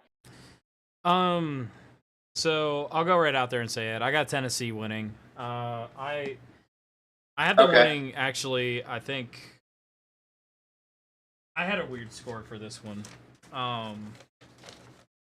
Did you say you had a weird score? 28-24 is the score I had. Oh, okay. So, I think that here's the way I think it's gonna go down. It's gonna be. I like saying a lot that it's gonna be like a 2-score I guess matchup at the half, like saying 14-14 or like 21-21. I really think though this is gonna be tied to the half, 14 apiece. And then I think third quarter, I think Georgia pulls away a little bit, enough to get a touchdown in, and they get a little bit of momentum. But if you've seen Tennessee play in the fourth quarter, they play very, very well in the fourth quarter. They are a good fourth quarter. That's right. They are very, very good. I think that's when Nico does his best work. I don't know why, but the first half, he just usually like looks pretty average to me, and then it's like another mode clicks in. So I really feel like he's a really good fourth quarter player, and also I think Dylan Sampson is doing phenomenally. So I think that fourth quarter happens. I think Tennessee scores a touchdown. Actually, I think Tennessee scores a touchdown. Georgia tries to get up with a field goal, right, and then Tennessee scores again for a buzzer beater at the very end of the game. I think it'll come down. Yeah. I really think I really think that Carson Beck is going to play all right this game. I think he'll throw an interception. I think that'll be one of the touchdowns in the first half. But I just don't see Carson Beck getting. Carson Beck is like this. He's definitely not the player that when it's 21-21 he's going to score. He's going to depend on the field goal unit. I don't know if you've seen that. I have. Yeah. I think he is that kind of player because also this team has lost faith in him. I really think the team is just like, yeah, no, we're not going to depend on Carson Beck because if we do, he's going to throw an interception. That's just Carson Beck, or he's going to find a way to turn over the ball. So I think. Can I just ask this? Yeah, can I just ask this simple question? When are they going to start a different quarterback? Because well, they gave away the quarterback they should have started. We've been over. I know, but I know that, but I'm on to this page right now. Yeah. This is a message from Georgia telling me that they don't trust any of their quarterbacks. Carson's their best bet of winning. Which is scary to think about. You got Gunnar Stockton, who was a 4-star, I believe. Dylan Raiola, or not Dylan Raiola. What's his name? The transfer from Arizona State. Goggle-eyed. He was a starter at Arizona State, so that's veteran experience from a different conference in the Pac-12, but still. I mean. So, I got a question for you, TJ. Is Georgia going to accept mediocrity right now? Is that what Kirby's trying to tell me? Is that he's going to accept a mediocre quarterback if he relies more on his defense than his offense? Tell me something real quick, TJ. Go ahead. Why the hell? I'm looking at the stats right now. Why the hell am I looking at Trevor Etienne sitting at 477 yards on the year? That's an excellent question. Why are they not running the fucking ball? You know, Trevor Etienne had his best game against Texas. Yeah. And a lot of those yards came from the Texas game.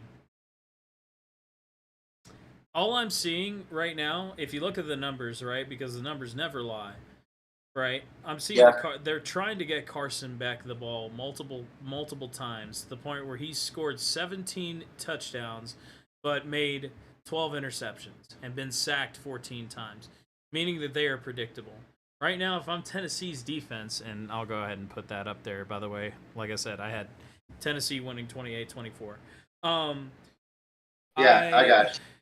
I think that they're just predictable. Right now, if I'm Tennessee, I'm telling my defense, like, this is gonna be a field day for y'all. Like, yeah, we're gonna blitz, we're gonna put the pressure on him, and they're not gonna be able to keep up because they're not gonna use Etienne. They never do. They never establish the running game. And they've got a really good running. I would say if they established the running game very, very well, very, very early, I think he would be I think he would be like up for the Heisman along with Ashton Jeanty right now. Like, I really, really think that he's that good of a fucking running back. But the problem what is he this year? What is Trevor Etienne or junior or sophomore or senior? What is a junior, I think. Correct me if I'm wrong on that. Hold up, actually, I can just look. Yeah. He's a junior. Yeah, he is a junior. That motherfucker's hitting the portal. Yeah, I would if I. That's one case. That motherfucker's gonna hit the portal, and I don't blame him for that. Yeah, that is a reasons like this. Reasons like this is why I like this scenario in particular. Is why I pity a little bit for the transfer portal. Is because there are guys out there that are underutilized way too much, then they thrive somewhere else. This is a case. This is a case that I think that the transfer portal is a good thing, right? Because you got a player that's obviously getting screwed over by the system. You got a player that's getting screwed over by the system, and they're saying, "Hey, we're gonna give Carson Beck the ball. He's gonna be our star. Wow, he's such a star." And it's like, well, dude, we're gonna build up his draft stock while you just fucking play along. You just get punished. Yeah. And it's like, dude, like, you know what that reminds me of? What's that? You ever seen that movie Varsity Blues, where Bud Kilmer calls another play and the guy's like, "Fucking Kilmer," and Moxon audibles the play to give him the ball. I swear to God, dude, that's giving me that vibe, and. Yeah, you're right. Trevor Etienne was a transfer from Florida. Yeah, he was. So I think he made a mistake from transferring to Florida or from Florida to Georgia. Now he's being underutilized like a motherfucker because he was one of the most highlighted running backs in college football. Well, last season he did phenomenally. There's a reason he has that reputation because last season he did phenomenally. And correct me if I'm wrong here, he was at Georgia last season, right? I do remember hearing his name all the time from Georgia. Yes. Okay. Yeah. So he was one of the best running backs that we had seen in college season football. Before. He was actually projected to be a Heisman runner this season, right? Yeah. But they're not utilizing him, and he hasn't been injured. He hasn't been anything. Like, they're just wanting Beck. They're just wanting to give Beck the ball because they think they're. Let me ask you this: their best bet, and he's not. Let me ask you this: how many carries has Trevor 95 got? 95. Wow. So if you do the math right now, they played 9 games. That's 9 games. That's about 10 carries per game. So to break it down even further, fucking ridiculous. That's 2.5 carries a half, 2.5 carries a quarter. So he's only carrying. It's predictable. That is. We're talking about the whole reason that Georgia's whole scheme is failing. We're talking about the entire reason that Georgia's whole scheme is failing. If I'm Tennessee, I'm sitting here thinking, well, shit, man, we're gonna play fucking like pass defense the whole time. You know why? Because you're predictable. You don't have a running game. Go over there. Go over there. I'm about to fucking yell.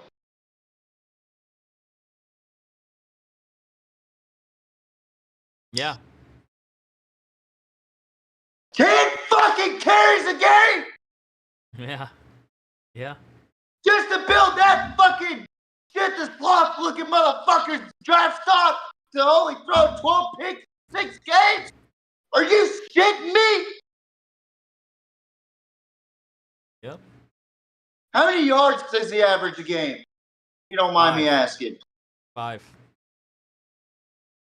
Wait. Oh, sorry. Yards a game? No, sorry. Give me a sec. Okay. So we played what, like 10 games now? I can just do the math myself. No. They're at 9 games. 477. Okay. So that's gonna be. That is 53. That's 53 yards a game. 53 yards a game. Go over there. Scary. 53 fucking yards a game. His best game was against Texas, where he had over 100. And I just broke my fucking glass. That was plastic, by the way. You're okay, baby. You're okay. Dad's mad at fucking Kirby. Fine. Like, you gotta be fucking kidding me, man. Yeah. This is why I'm saying that the running back position is so disrespected right now. Yeah. It is. Like, I get so fucking angry with this from a former fullback perspective, where fullbacks are not even utilized anymore that much, where running backs are starting to die off in the sense. Now it's just going to turn into 7-on-7 football. You know what, Kirby? Fucking make it 7-on-7 football. Fuck it. Fuck winning. Yeah. Fuck winning. You know? You have your best fucking player at running back who had helped the pass game, by the way. 10 fucking carries a game. Fucking 53 yards a game. That's 5.3 yards on average. Per carry. 5.3. It doesn't surprise Jesus me. Fucking Christ. So I'm understanding. so sick of this shit. I'm getting painted a picture, right? Of Yeah. First of all, why the hell do you think Brock left? Because obviously Carson Beck has like, I'm not putting on. Apparently he's a golden child. Yeah, he's a golden child, man. Like that's all he is. Like, and he knew it was like I it's think Brock either was that right to transfer because he knew what was going on at Georgia. So hold on, let's talk about this for a minute about Georgia, right? Mm-hmm. Off the field issue, over 20 plus automobile fucking incidences. One of them was a death, by the way, which one of the players is playing right now that caused that death. But was I don't know. I don't even know.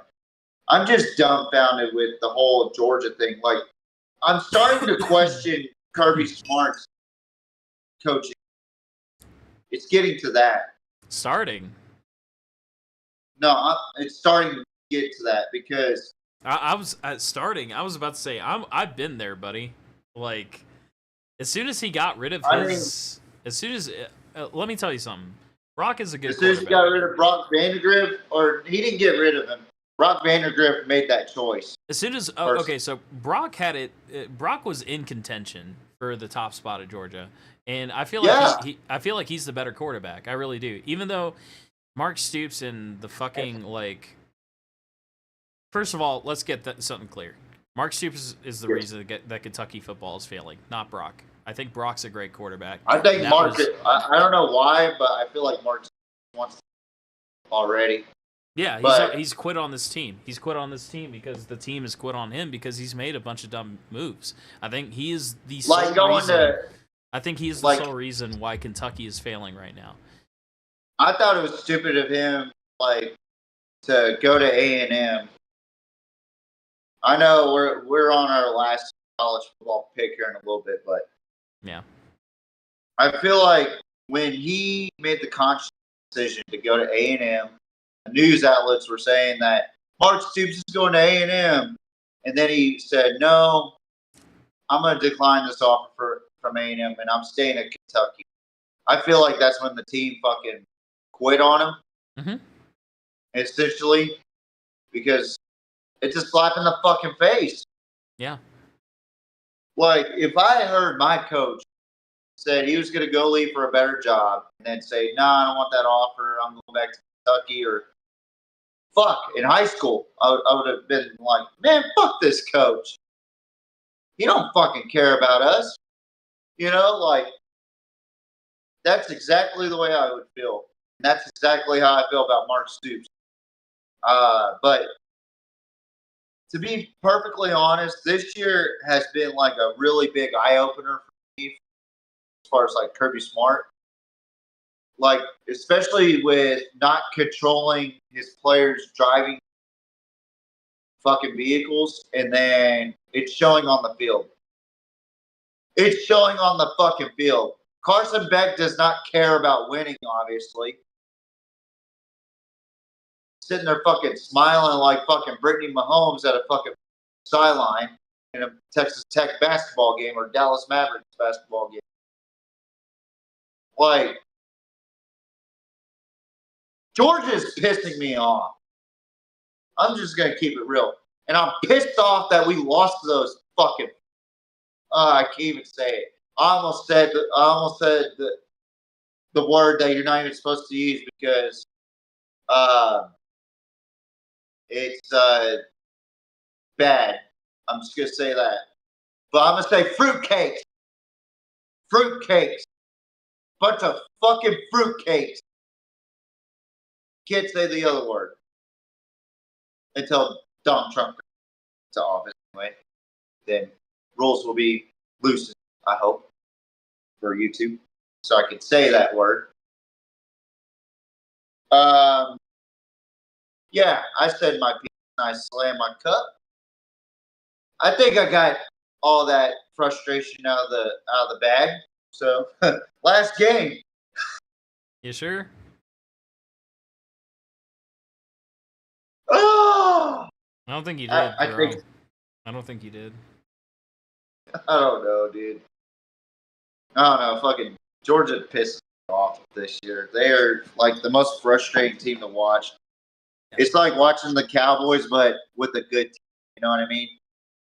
Yeah, I just don't think that they're. I just don't think that they're gonna be. That's why I think Tennessee's gonna win, because I think they've got their shit together at least.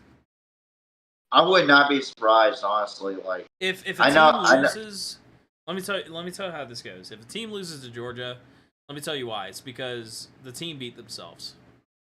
I don't think Georgia is good. I think it's just an intimidation factor thing. It's like, you know, going against the number one team in the nation, whether they be good or not. It's like, dude, like, it's kind of like an intimidation thing, and it gets in your head a little bit. People say it doesn't, but it does get in your head a little bit. And I really think that it's just a mental game more than anything. But do I think that Georgia is absolutely unbeatable? No. They are absolutely beatable, 100%. And I think that's been shown time and time again. And I do not think at any junction they should be the number one team in the nation, knowing what we know now. I think Carson Beck is overrated. I don't think Carson Beck needs to play another season. Much less, I'm going to be honest. If I'm the head coach, just looking at the numbers, if I'm the head coach, I'm going to be like, hey, we're sitting you. Your career's done. You've had plenty of chances to prove to us that you're the quarterback. You're the guy.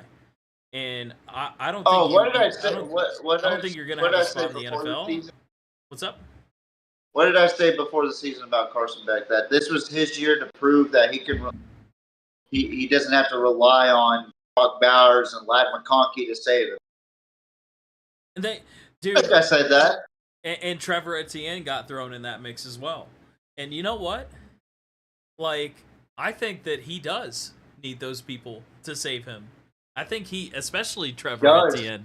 I think if they went to the run game right now, we'd be talking about a very dangerous Georgia. But Kirby Smart is literally just like Mark Stoops is. Kirby Smart is literally the kryptonite to this team. So the best game that they played was against the best team on their schedule. Yeah. And they won that game. Yeah. Solely based on because they ran the ball. They ran the fucking ball. How many? because can they you ran the go ball. to his stat on Texas real quick before we make our prediction on Cincinnati and Iowa State? And we're just going to give out the prediction because I don't give a fuck about this. 100%. 100%. Are you ready? 19 carries, 87 yards with a 4.6 average. 3 touchdowns and a long run of 18 yards. Wow! Yep. What the fuck? You get 19, and I like how Billy's trying to comfort me. The only other game where he ran more was against Auburn, and he ran for 16 carries, 88 yards with a 5.5 average, 2 touchdowns, and 23 yards. His lowest this season was against. Are you ready? Are you ready for this? Go ahead. Ole Miss with 24 yards. How many carries though? 6. Against a team you should have been running against. Bro, what do I fucking know? Let me tell you something. Ole Miss is the team you want to run against. What did we do against Ole Miss? How did we win that game? Are you ready? We went to the run game. We went to the run game. And then went play action with Brock Vandegrift. Yep. Like I said, that precisely. That is how. In order to beat Ole Miss, you have to play physical football. It's like I just said. Right. You have to play physical football. Sumo probably had his best game in that Ole Miss game, and so did Wilcox. Yeah. Wilcox was doing phenomenal, and then, like I said, Brock was doing great things as well. But so let me ask you this real quick before we move. If I'm Kirby Smart and I look at Trevor Etienne's stats, hey, go over there now. Go over here.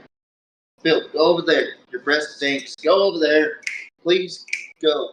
Go. Shoot. Daddy's talking. Okay, get behind me. I don't care. You look at that Texas film, and then you compare it to Ole Miss, and you say, what is going on with my team right now? And you look at it. Don't you blame yourself at that point that I'm not utilizing our best weapon, and our best weapon is in the backfield? Well, first of all, I think if you're Kirby Smart, like, you're either super, super dumb, right? Like, you're either super, super fucking dumb. By the way, Trevor Etienne is going to be out for that game, by the way, versus Tennessee. For what? Pretty sure he is. I don't know. Let me see. Let's see. Injury report. There might be a reason why he didn't. There might be a reason why he had 6 carries, 24 yards. Maybe. Out. It just says out and not even questionable. Anthony Evans is also questionable right now. So there's no injury report for him? Like, what the fuck? Hold up. I'm looking at it. Yeah, I mean... Upper body injury. Okay. Played limited snaps. You got to think, though. Still, and this I'm assuming that he got. I'm assuming that he got hurt because we've seen him all season. I'm assuming that he got hurt during their last game versus Ole Miss, right? Yeah, so, that makes sense. But even still, 457 yards on the season indicates to me that you're strongly coddling the pass game. Like I don't care about the results of that game. Like still, he's under 500, or he's about at 500 yards. Like it tells me he's trying to build Carson's draft stock, or trying to, and he's a fucking idiot and doesn't realize that. Because Carson is. Look, if I'm a scout, right, and I'm seeing Carson Beck's performance right now, I'm sitting here saying, listen, I want nothing to do with you. Good luck in arena football, if even that. Like, I don't want anything to do with you. You know that meme where all the races are trying to be like, as the white People Association or whatever, we do not claim this person, so we'll pass it on to the Black People Association. Yeah. All that shit. Yep. That's what scouts are going to be doing. Yeah. Carson Beck. Dude, Mississippi State, 35 yards. 11 carries, 35 yards. And I don't know if was he injured that game? I don't know, dude. I don't even know, but anyways, let's move on before I get too turned. Yeah, we're beating a fucking dead horse with this, and we're just gonna do the predictions off this shitty game right here. I got Cincinnati 24-21. I don't give a fuck about this game, honestly. Iowa State's overrated, overhyped. I've been on that fucking horse. They've lost 2 straight. Cincinnati's, man. I mean, I don't give a fuck who wins, honestly. I really don't. Who do you got? I got Cincinnati, man. I don't care about this game. I got them winning 21-14. I'm not gonna lie. I just wrote down a score. Iowa State's been very disappointing. I hate to say that, but it is what it is. So, Cincinnati's not a good football team either. I think we have 2 very mid games that honestly piss me off, whether even on the roster. I think if you want to watch the worst football of your life, go watch Arizona State. Go to the Big 12. Or go to the Big 12 conference. Yeah. There's a reason that they're not. There's a reason that a lot of teams left the Big 12. Let me just say that. Financial wise, I think you would honestly find better football in the scripted ass NFL, but that's just me. Yeah. I think which, the Big 12 is a basketball team or basketball conference anyway. So funnily enough, we dominate them on that too. So yeah, you know what? They're not in anything. Brett Yormark's a fucking idiot. Give him baseball or something, man. Give him baseball or something. No, we dominate them. That's what do they have, man? They gotta have something. Maybe golf. I don't know. No, we dominate them at that too. I was about to say because we dominate them on basketball, right? That's not a question. Basketball, football, baseball, softball, especially with Oklahoma in the mix now. Oh yeah, true. Women's basketball. Thumbs up with Dawn Staley over at South Carolina. You're actually giving a thumbs up now, so that's appropriate. The thumbs up thing came up, so. Oh motherfucker! And I didn't even do the thumbs up. You did. You did. We'll never do a thumbs up. You did. You were doing this. You were like this. Oh, I was doing this. Yeah, and it did it.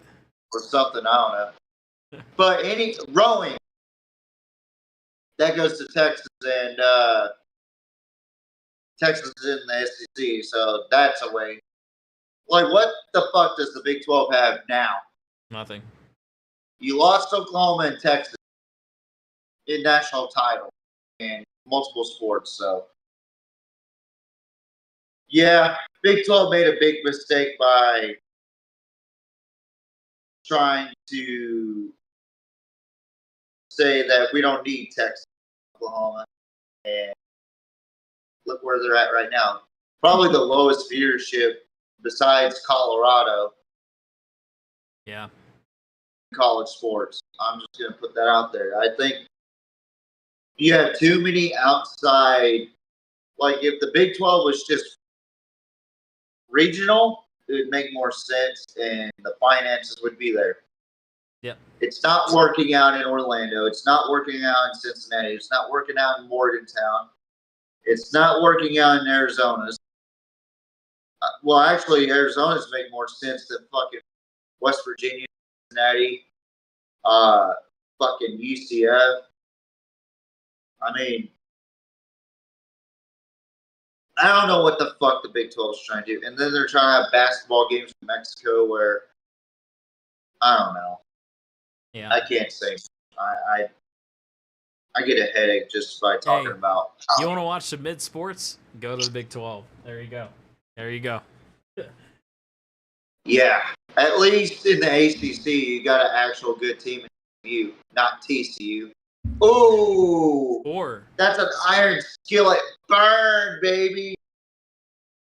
Fucking Horned Frogs 4 good fans teams, bro. gonna be upset with me about that. Honestly, I think the ACC's firing on all cylinders right now. I think Clemson's really good. Miami may be due for a loss, but you can't admit that they've been doing good work this year. I really think they're really good. Louisville's doing I think the ACC. I wouldn't say that SMU, they're right up there with Big Ten or. Dude, SMU's another case of that.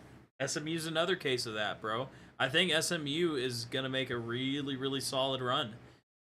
Like, I really, really think they are in the playoff. Correct? No, they have them as one of the first 2 out. They're leading the ACC. But they have Miami in there. See what I mean? Like, god damn, bro. Like, the fucking committee guys don't fucking look at what's going on. They're leading the ACC. They're the number 1 team in the ACC right now. You're telling me that the number. You are telling me. You're telling me that the number 1 team in the ACC is not in the college football playoff. That is what you're telling me right now. If it ended today, they are not in. That's our show for tonight. We're done. That's it. TJ, I quit. I'm done. Football, what is this now? We still got NFL to do. You are the number... Make it make fucking sense. Make it make fucking sense. They go off of the name. They go off of what's going to make more money. But what would make more money is if a team that was given the death penalty in 1984 and bounced back from that as a program fucking 40 years later in the college football playoff. The number 1 team. And team. obviously, they're going to put a bunch of SEC and Big Ten teams in there. Along with the number one team in the ACC. I get it. I totally get it. No. I want you to fully register what I am saying. No, I get it. Compute that. Dude, that is so dude, fucking... I expressed my feelings about it on the podcast or on the talk box past Tuesday about the college football playoff ranking. That's like saying... That was the biggest offense that I saw. And I see fucking Indiana at number 5. God. I saw Indiana at number 5. Oh my god. What is going on, dude? Indiana at number 5.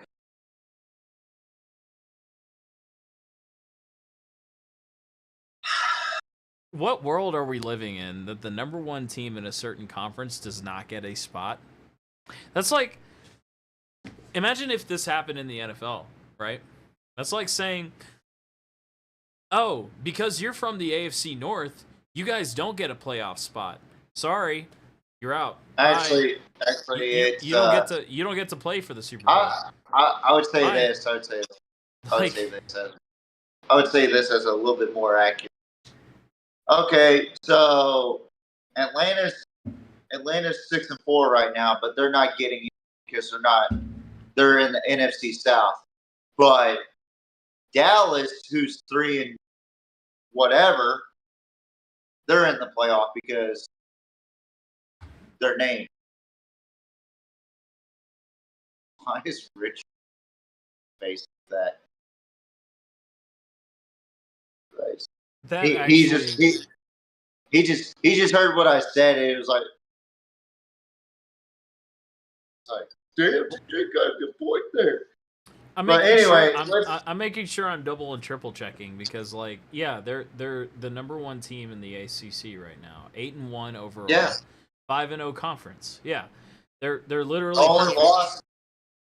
loss to is a undefeated BYU team, but that was earlier in the season. Yeah. If they were to play today, SMU would have whooped their fucking ass. Yes. And I love Kalani Sitake. You know that. So, I don't know, bro. This is fucking ridiculous. Like, I know it's only week 2 of college football playoff rankings, but It that doesn't was. matter. They should be a shoe-in. It does not matter. They I should know. be a shoe-in. I know. I know. I don't understand it myself. They got Georgia and SMU as the first 2 out. Georgia, I understand. SMU, who hasn't lost an ACC game yet, beat the fuck out of Pitt. Why is Miami in there? Why? Because of Cam Ward and their fucking name. Dude. Miami brings in more revenue. Okay. Obviously. Now I'm surprised they didn't put fucking Colorado in there over BYU. Okay. Now that we're actually looking at it. The way actually grasping it. I'm actually surprised they don't fucking put Colorado in there. Because of the fucking name. Here's the way I think it should go. Are you ready? This is obviously not the way that it is working. If you win how does the NFL do it? If you win a conference, you what? You are a shoo-in, right? For the but conference playoff. I get what you're saying, Mm-hmm. but it's not. If that's the case, then Texas A&M takes over Texas spot because Texas A&M's on top of the standing. Oh, are they number 1 in the SEC right now? Yeah, and then Oregon's number 1 in the Big Ten, and then you look at the Big 12. You've got BYU. They're at number 4. Well, they have wild cards, right? So why not do wild cards? They got first round. You know, they got first round. So then you got Boise State. I don't know. I think look into a similar system because. Hold on. Let's fucking figure this shit out right here. Mm-hmm. How come fucking Boise State's in the playoff picture, but why in the fuck isn't Army?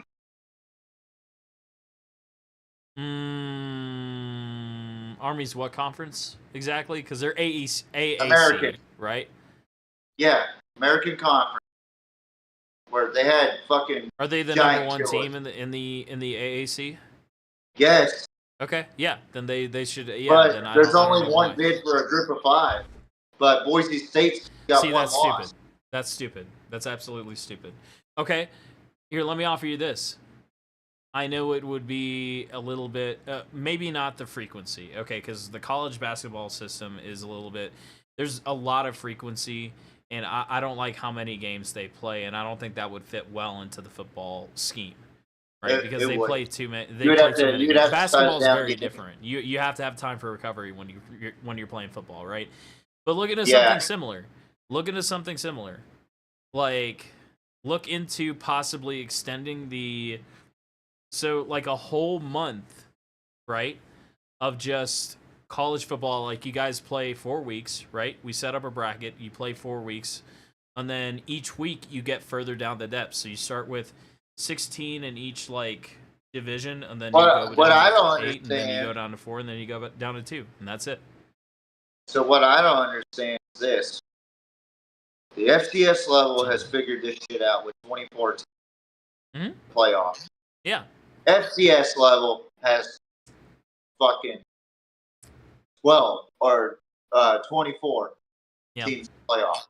They have their play-ins, and they have their first rounds, and they have their second rounds, and all this other shit. How come the FBS level can't figure this shit out? And if you want to, exclude that, do something. And if you want to exclude the group of 5 so fucking bad, then have a group of 5 playoff. Then just don't exclude the group of 5s at all. Don't.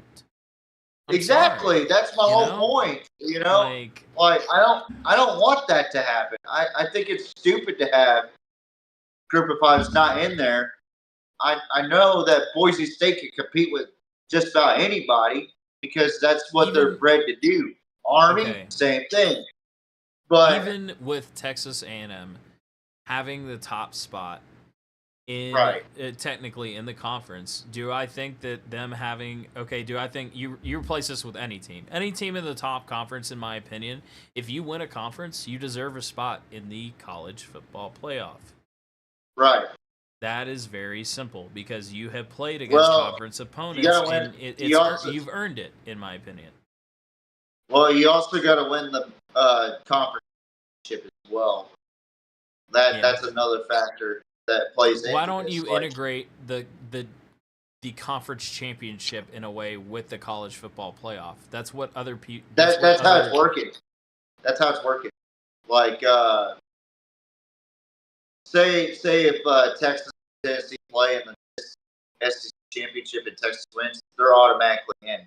That's an automatic bid to get into the playoff. And there's 5 conference champions: the Big 12, ACC, Big 10, SEC, and then you got a group of 5. Since we don't have a Power 5 at all. That is unfair to the group of 5s. That is severely unfair to the group of 5s. One and then group of 5 bid. And then and they I know go you off agree with that. Say that again. That is severely unfair to the group of 5s. I know you agree with that. I agree. I don't think it's fair. I think it should be the best 12 teams in, and next year best 14. Yeah. Which I don't even want to get on that topic. I just think that college football playoff committee are a bunch of dumb fucks. They're just biased. They're biased, man. This shows it. Like the fact that you don't want a little guy in the playoff just because they don't have a big name. You know, can you pull up a graphic real quick of the college football playoff projection real quick? Yeah, I can do that. Yeah, it'll take a moment, folks, but I know we only have 3 games to talk about for the NFL, but college football is way more interesting to me than the fucking bullshit ass NFL, the no fun league. It's got to be the latest one. I think ESPN has a graphic somewhere. I'll pull it up. Just give me a sec. No, you're good. Take your time. I just genuinely fucking hate seeing shit like that. It's absolutely fucking ridiculous. SMU being out because of their fucking, Oh, that's not the graphic. That's not the graphic. This isn't the graphic? Oh, okay. Fuck no, because Iowa State's in it. Oh yeah, sorry. Yeah. Also, they're in second level, so I don't know why. No, I don't want to image. Give me a sec. Yeah, I'm pretty sure there's an updated graphic. There should be somewhere that has. Okay. Does it number 9 Ole Miss, number 8 Michigan, number 1 OSU? Okay. Michigan's not even in the conversation. It's 1 Oregon, 2 Texas, 3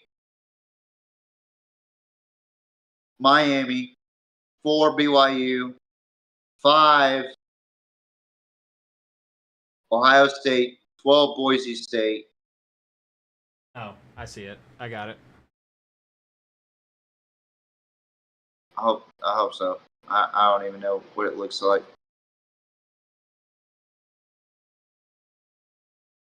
You can barely see it, but Does it have Alabama versus Indiana? Alabama versus Notre Dame, but it's flip flopped. But Yeah, it's flipped over a bunch. Like it's got Penn State against Ole Miss. I did see that. Tennessee would be facing Notre Dame. Indiana would be facing okay. Alabama. Okay, perfect, Like, perfect. I got it then. I got it. No worries. Yeah. Okay. That's the Yeah. first one I was looking at, but I decided to go with that one. Okay. So Okay. give me a second. Bear with this, folks. It's just difficult, man. It's tough. Yeah, I know. It's just like, what the hell? Yeah, especially throwing it all together like this. You know what I mean? Like, Dare I say it's fucking hard. that's big, but whatever. King Yao. That's huge, man. Holy cow. All right, so yeah, that is the actual updated graphic that I'm looking at right there. You know what you should do next time? Send it to me. Yeah, that is actually my fault. You're good. You're good, man. My brain's filled with fiberglass because I was working on You're good, man. some stuff yesterday, and I had to be inside of a thing that had fiberglass in it. And what was even the point you were trying to make with this? Like, so my point is, SMU should be at that number 3 spot or 4 spot or whatever the fuck that spot's. Yeah, that 4 spot. I agree with that. Yeah. Fucking Miami should be where I would go as far as say, because there's too many fucking SEC teams. I'm just gonna keep it real. I think Miami. I would honestly. Miami would be going to Tennessee spot, in my opinion. I mean, shit. Like, cut out Alabama, dude. You know Alabama's just in there for the fucking like. Or yeah, Miami over Alabama. I'd rather have Tennessee and Ole Miss in there versus. No, I agree. But yeah, I would put Miami over Alabama and put SMU. That would be my college football playoff bracket. I think Notre Dame deserves it. They've been playing lights out, but they got to test with the Army.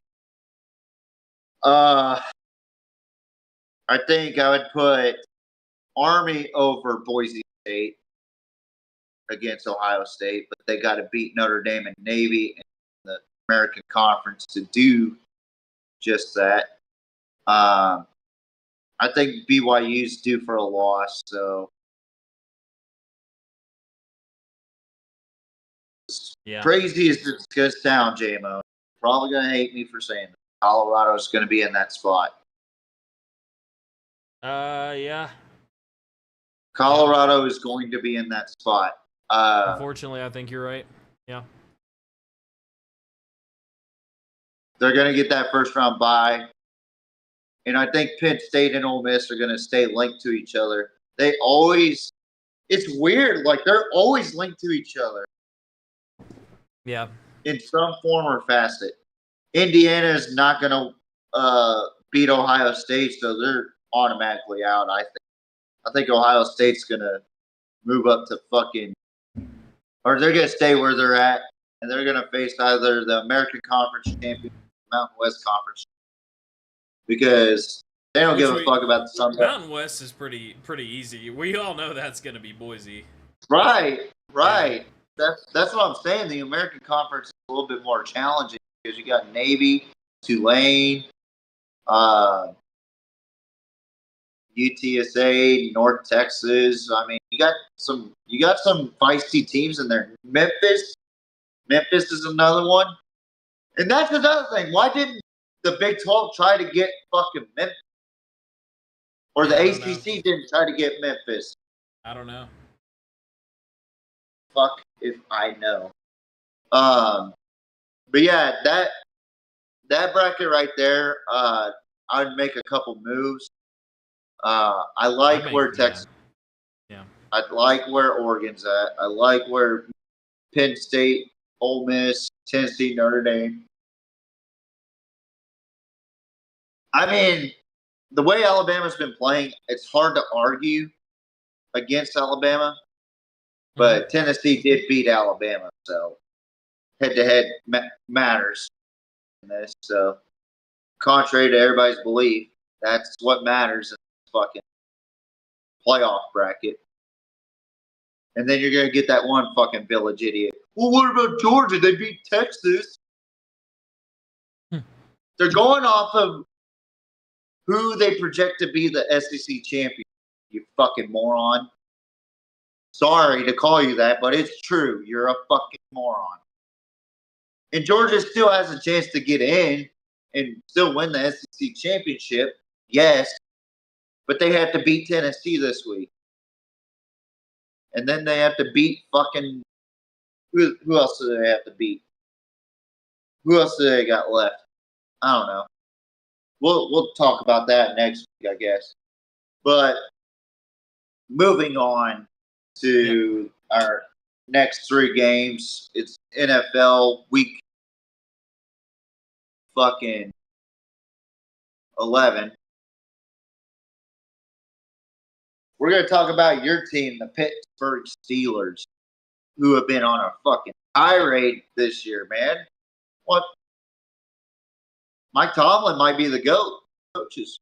Oh, no. I'm just kidding. I don't know. They're actually 3-point underdogs against the Baltimore Ravens this week at home in Heinz Field. I tell you what. I'm going with your steel curtain, man. I got the Pittsburgh Steelers winning. Who do you got? I know who you got. So, can't presume anything, man. You cannot presume anything. I'm so serious when I say this rivalry is like, if you think the Red River rivalry is bad, man, this one is bathed in blood. Like it quite literally over the years. Quite literally over the years. Being a Steelers fan, I've seen the most brutal play out of this game ever since the inception of it. I mean, this is when, you know, like Ray Lewis would go like 100%. Like Ray Lewis was always 100%, but he would go full force. 120. This is the game that made James Harrison's name, dude. I agree. This is the game that makes champions like Troy Polamalu. This is the game where, like, you know, you see the steel curtain once again. This is the game where you see some tough football. You never know what the fuck's gonna happen because everything is on the line. Like, this is the highest. I want to say this is the game that I'm most excited for in all of football. Like, it's bigger than the Super Bowl. It's really, really important. Now, that being said, let's dip into specifics. Lamar Jackson has had a good year, but he hasn't had a great year. Let's be honest with you. Yeah. I think that I think that as far as like quarterback play, he's been struggling a little bit. I think he's on an upward trend, but I think especially at the beginning of the year, he was struggling a lot. Now, then we get to our offense. Russell Weirdo. Yeah. You said your piece last week. I'm not gonna let you do it this week. And then that Lorax looking motherfucker just waiting to fire Marcus Mariota. It galls me to fucking say it. It really fucking does. Uh-oh. I think we have the edge. I really do. Because it really, it's a lose-lose for me. Because it's either I think the Ravens win, or, you know, I think that our team has the edge. Do I think that Russell is doing good, as much as I hate to say it? Yeah, I do. Do I think he's still... Russell, you're still fucking like Oompa Loompa. And I promise you to God, if you better fucking leave after this year, because I swear to God, like we need, dude, Jackson Dart, please enter the draft. please enter the draft. We'll pick you up instantly. But fucking Russ is so... He's such a fucking tool. It's unreal. Oh, I can't wait for this year's draft special now. I have the Steelers winning. I have them winning 28-21. Okay, there's a reason for this. I think that's closer to mine. I think that Lamar Jackson will throw an interception. I think Watt is going to be a tremendous force on the defense. I think he's gonna keep Lamar in check. I think he's got the speed, and I think he's got the physicality to do it. I think if there's anybody that's gonna keep Lamar Jackson in line, it's gonna be him. You know what I got the score at? What's that? 28-27.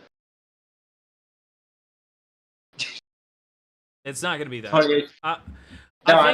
I think it will be a... Here's how I think the game is going to go, because I've thought a lot about this. I think Lamar Jackson, I think we're going to be down at the half 21-7.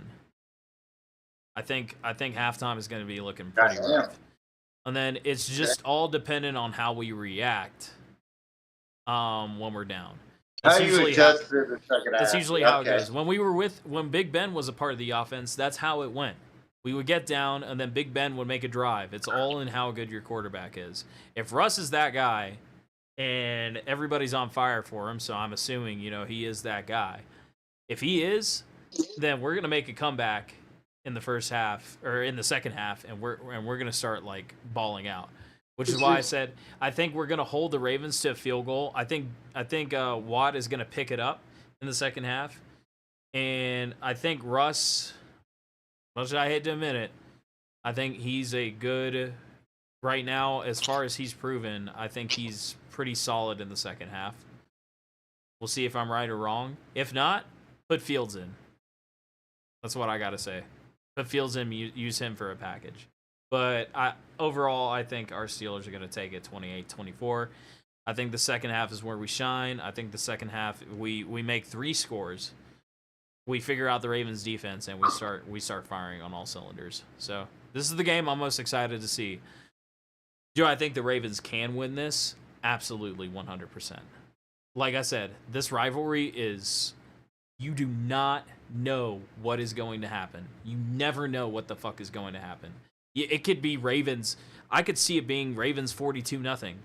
I could see it Steelers 42-21. 42-0. I could see it. You never know how big this rivalry is going to get. Because the Ravens could have been saving up their energy all this game, bro. Like, all this time. What the fuck is wrong with you? Yeah. We're live right now, and you're licking my fucking inside mouth. God damn it. What the fuck is wrong with my dog, dude? Yeah. God. No, on a serious note, that series is like one of the most, maybe the hardest hitting fucking rivalry I've ever seen as far as NFL. I've grown up around that rivalry, and I've had that dark moment in my past where I've worn the purple and black. Not going to say if I was a true fan or not. But that has been the most intense rivalry in the NFL in the last two to three or 2 decades, really. 2 decades of football. It has been the most intense, hard-hitting rivalry in the NFL. Seeing motherfuckers go concussed and they still fucking play the game. Yeah. Hence the Willis McGahee. Yep. He was the one that got knocked out by Ryan Clark, I believe. Mm-hmm. And they still dove at the ball when he was fucking doing this. Like clenching his fist. Yeah. Back when football was football and not fucking targeting, you know? But yeah, we both got a clean sweep. If anyone's ever seen the hyped up Troy Polamalu interception, oh my God. That's how big this game is. That's how big this game is. Everything is Yeah. on the line. This is when legends like Ben Roethlisberger and Troy Polamalu were made, and for good reason, because this all our NFC all our AFC North rivals do not compare to this game. Like this game No. right here, Ravens and Steelers, it is the game. Like it is as big as the Red River rivalry. I will say that. Well, it dates back to the original Cleveland Browns too. Mm-hmm. Like that was a fierce rivalry before then. Yeah. Like this is realistically, you're looking at the old Cleveland and Pittsburgh rivalry. Yeah. And it revitalized as the Baltimore Pittsburgh rivalry. Yep. Like huge game. But the levels of it have intensified even more. So, yeah, I would say it's on that scale of. It is as big. What's a really good rivalry? It is as big as the Red River. It is as big as the Red River. I would say Iron Bowl too. Yeah. Iron Bowl too, because there's a lot of hatred there too, and then you got. It's just blood, dude. It's just. You know what? I'll compare it to the game, Michigan and Ohio State. I was about to say, yeah. Because I'm going as far as more fucking fighting. Mm-hmm. All that, like. Well, so what usually happens is there's going to be a defender of that game. I don't know who it's going to be, but there's going to be a defender of that game that is out for blood, and they know what this means. Like they're out to knock somebody the hell out. No, I think TJ. It's usually not the bigs. Like even James Harrison. Like James Harrison was good, but he was usually those shitbirds like Terrell Suggs. You know, that's when you weed out the shit. That's when Terrell Suggs would make a couple hits that were like Terrell Suggs almost fought. I'm pretty sure he almost fought Ben a couple times because of that rivalry. And I was like, dude, like that's crazy. Like this rivalry will bring out the worst in people. Like I think what's going to hurt Well, I think what's going to hurt Baltimore more is they don't have Patrick Queen there, but Patrick Queen is Steelers now. Yeah. And he feels betrayed by the fucking Ravens. Yeah. So this is not only a rivalry, this is like, you motherfuckers deceived me. I'm out for blood. That's why I'm kind of like thinking it's going to be towards your side. Like, y'all are going to try to go after blood this game because Patrick Queen has a lot of vendetta towards the Ravens, and also the Ravens are pretty known to be a little dirty in that game too. So let me say this. I'm gonna say there's gonna be somebody on the offense trying to start shit with Patrick Queen because he was a former teammate. Now he's a Steeler. Mm-hmm. You know as well as I do. You don't ever go to a rival. Yeah. Or a rival. Because if you go to a rival team, you just betrayed brotherhood. You know, and here's the way I see it, man. Like, and this is why I was really struggling whether to call this game or not. And that's why I told you don't presume, because I was really thinking about picking the Ravens. I really was. Wow. Because you never know. My first score, I have it. That's why I picked this game. I have it actually scratched out. 35-24 was what I had the Ravens winning by. Holy. Yeah. Because you never know what. Russ. Because you never know? No, Russ. 100%. Here's the way I can also see it going, and I think that realistically I can see this happening as well. Russ hasn't been in a rivalry like this. Russ is going to get... Oh, that's true. You need... Oh my God! I didn't toughness. Think about that. I'm so serious. They are gonna try to. You need big. You need some. That's why Big Ben was so tough, right? Because he had to put up with games like that, where Terrell Suggs was trying to drag him down to the ground and beat his ass. Like Ray Lewis would try to fucking like knock the wind out of Big Ben Roethlisberger. Like you need a quarterback that can take what they're dishing out. And Russell has not been in a game like that. I'm sorry. He's never been in a game like that. Have the Steelers and Ravens already played this season? Or is it the first? No, they have not. Okay. So this will be. Oh God, the he's first got to meeting. go to Baltimore. Oh shit, that's even worse. He's got to go to Baltimore and deal with that fucking crowd. No. It's at Pittsburgh, dude. No, I'm talking about the. He's got to go. He's got to play them now, and then he's got to go to Baltimore. Oh my God, that's a fucking. When does he have to go to Baltimore? This game's their first meeting, right? Yeah. Because they play twice a year. I don't think they're playing twice this year. I'm not sure. Yeah, they are. They play division rivals twice a year. Let me see this. Hold up. Give me a sec. This goes with every NFL team. They play twice a year. I'm just gonna assume you're right. But I just don't know when. I thought they only played once. Give me a sec. Nah, they play twice, dog. Oh yeah, no. December 21st at Baltimore. You're right. You're absolutely right. Right. 100%. Yeah. Oh my God. I just didn't see him on the schedule because they only play Cleveland once. No, they play Cleveland twice too. I saw. Wow. Yeah, they play Cleveland. Yeah. They play Cincinnati Every twice. NFL Cleveland team plays twice. their Yeah, division. you're right. Yeah. So shows how much I don't know. But like, I don't care. I don't presume to know anything, bro. Fuck everybody else. Damn. Well, okay. Either way, I don't think Russ is ready for this, dude. I really don't. I hope so. I hope he's prepared to. I honestly hope, just knowing what I know about Russ, that he's in for a rude awakening. And dude, I would feel this game, right? This is gonna show me what Russ is made of. The other games, I know the Commanders and Steelers played. I don't care because there were almost. It's like there's no stakes as big as this. Like this is different. You've got years of history riding on this game, right? Like This is for bragging rights, really. Like, if you really want to look at it, it's for bragging rights.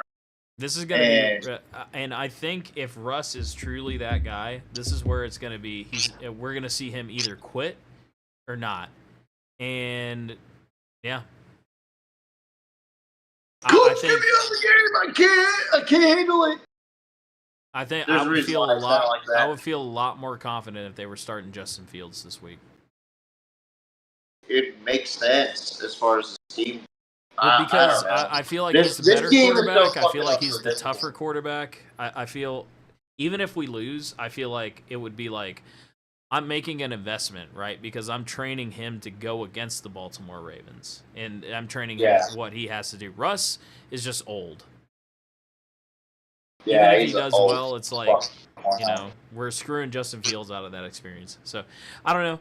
I feel like I'm beating a dead horse at this point. I'm gonna give this one to the Steelers 28-24, but I can see it going either way because you never know with this rivalry. So yeah. Okay. Now that I gave J-Mo that game because I wanted him to talk about it, honestly. So yeah, that was well done. By the way, well done. Falcons 6-4 after losing to New Orleans Saints, taking on the Denver Broncos at Denver, Mile High Stadium. Bo Nix versus Kirko Chainz, man. I'm telling you, I like this Atlanta team, and I'm going with them 20-14, and Denver is a 2-point favorite. Okay. I feel like I'm not going to talk too much about this one. I feel like Kirk is a better quarterback, and I feel like he's going to pick apart that Broncos defense. Give me the Falcons. I've got them a score above. Give me the Falcons 28-14. Okay. Yeah, I just think that Denver has too many guys out on the defense side of the ball, and Bijan's having a hell of a season for Atlanta too. So that's Oh, don't even get me started about 2022 fucking draft. Yeah. I wanted Or no, 2023 draft. No, I'm right. No, 2023, where we had the fucked up screen. Yeah. Yep. We're just all That out of J-Mo sorts was- today, guys. We're just all out of sorts. We're trying to remember stuff. Like, I have Alzheimer's.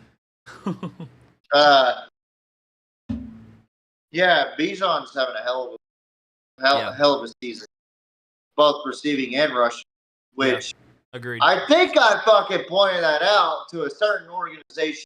And who'd they get in the first fucking round? I don't know. A fucking no-name fucking offensive lineman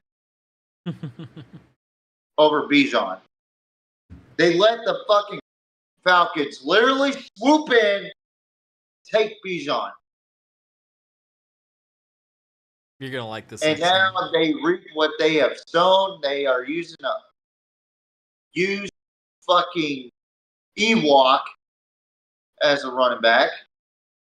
And they overpaid a quarterback that came and played this season. They're overpaying a receiver that can't catch the fucking ball. And they let a dude do a podcast, talk shit about a team after they whooped their fucking ass 34-6 last week. But what do I know? Moving on to the final game, and this. Oh, you're gonna like this one. So this is the PNP's game of the week. You're gonna like what I have Thank to start God. for this Thank God it's not at home. I don't have to wear the fucking jersey.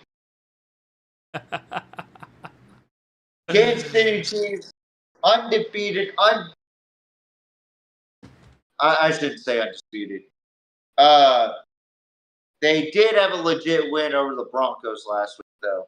I will say that. Yep. That was a legit win. Congrats to that. Mm-hmm. They'll be traveling to an underrated Buffalo Bills team that I think could give Kansas City a scare. Mm-hmm. I want you to go first for this one, absolutely, because I got a lot of reasons for my pick, and you're gonna see. Wait. Say that again. I want you to go first for this pick because I got a lot of reasons for this next pick. Oh, I was going first regardless. All right. I get where you're going with it now. We were talking about it earlier. No spoilers. No spoilers. Just make your pick. Make your pick, dog. Well, I don't know exactly, but I think I got a good idea now. Don't worry, I'll segue you into it. All right. Yeah, so I'm gonna have to go. This one was a coin flip. This is the PNP game of the week, by the way. Yep. So let me explain something real quick. When we do game of the weeks, I'm not just picking just college football games. I'm picking the best game out of both NFL and college. Mm-hmm. I could have easily picked the Ravens-Steelers game because of how unpredictable this game was. I feel like that should have been, but there's got to be a reason for this. So because of the fact that this is a playoff rivalry. Yeah. And a modern-day rivalry that we're seeing between Mahomes and Allen, and the history behind that game, to where Buffalo just keeps getting closer and closer and closer to this win against Mahomes and the Chiefs in the playoffs. It's what makes this game a little bit more special, and how underrated this Buffalo Bills team really is quite remarkable. And now they got Amari Cooper, who helps out a lot for Buffalo. Like I said early on, I said Amari Cooper helps out more with Buffalo than Devontae Adams helps with the Jets. I think my point was clear. But however, what's that Tech Nine song called? Welcome to the Red Kingdom. Give me the Chiefs 24-21. Okay. I think I'm not even going to explain why. I just have a feeling. Okay, That gut feeling. Bills, I like gut feeling. Because the Bills tend to always choke or get screwed out of this game. Yeah. For example, when the coin toss for overtime in a playoff game, first team to score 7 wins, right? Who got the ball first? Kansas City. And guess what they did? Drove down the field and scored 6. It won the game. Never gave Josh Allen a chance, right? It's more of them getting screwed in this game than.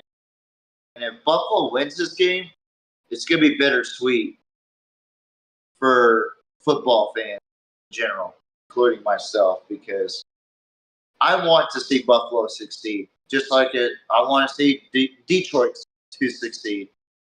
That's what I want to see. I want to see Buffalo and Detroit. I want to see a Cleveland-Detroit Super Bowl. I want to see a Minnesota-Buffalo Super Bowl. I want to see teams that haven't been to a Super Bowl in the Super Bowl. But I'm going with Swifties on this. What's your take? Interesting that you said that. I've got 2 reasons. that I'm picking the Bills. One, I really think Josh Allen is a good quarterback. Oh, you're going with the Bills? Yep. Okay. Okay, so I've got 2 reasons that I'm going with the Bills. One, because I do believe that Josh Allen is playing really, really good football, and I believe that the Chiefs are going to be the Chiefs. They're going to be a really hard challenge for the Chiefs to take on. I feel like Josh Allen is just thrown for. He's doing pretty well. He's got 17 touchdowns on the year with only 4 interceptions. Quarterback rating, I know it doesn't matter, but 100.2, really, really good rating. And I feel like he's just that guy. The second reason, and everybody talks about the Taylor Swift, Shit. Everybody talks about Taylor Swift being, Taylor Swift being Travis Kelce's girlfriend. But little do you know, we actually have we have not college. We have a football rivalry between 2 celebrity girlfriends for the first time ever. Oh, there we go. Taylor Swift and Haley Steinfeld. So who you picked, TJ? You actually picked, believe it or not, you fucking believe it or not, you picked Taylor Swift. What the fuck? That's who you picked. You picked the Chiefs. You picked Taylor Hold Swift. On. And Hold so on. then I picked Haley Steinfeld. That's why. Hold on. Because Haley Steinfeld is just that woman, dude. No, we all know your pick, man. Out here. We all know your pick. No, time in, dude. You've been caught. I said the Chiefs. You've been caught. You literally said Swifties. You literally. I didn't say Taylor Swift though. You can't walk out from this one, man. Hey, all I'm saying is my loyalties lie to. All I'm saying is my loyalties. God dang it! I replaced the picture. I was about to. Oh my god! This is fucked up. I walked into a trap. I didn't realize this was going on. Hey man, maybe next time don't pick. Maybe next time don't pick the Kansas City Chiefs, and you won't walk in. I don't have a fucking choice. Yes, you do. You always have a choice. Like I mean, dude. No, I don't. I lost the bet. Bro, I lost the bet. You're literally gonna pick against this chick right here. You're gonna pick against her. You're gonna tell me that's your legitimate pick. Really? You're gonna pick against her. I can't even see her. There you go. You're gonna pick against her. That's crazy. I'm not picking against her though. No. Let's go back to You literally put Taylor Swift on right here. Chiefs at Bills. Ready? Are you ready to see what that translates to? Taylor Swift. You picked Taylor Swift's team. I can tell you who Haley Steinfeld's gonna go for. Yeah. Nope. You're trapped, buddy. You're caught. Caught in 4K. I'm out. I did not pick Taylor Swift. He picked it for me. this is obviously payback for me saying that the Tulane score was absolutely ridiculous. I feel like I'm embarrassed right now. I would never go for that flank body fucking Swift. I would not go for that fucking. Nope. Mm-mm. I would not. You're cooked. Shut up, J-Mo. I'm talking.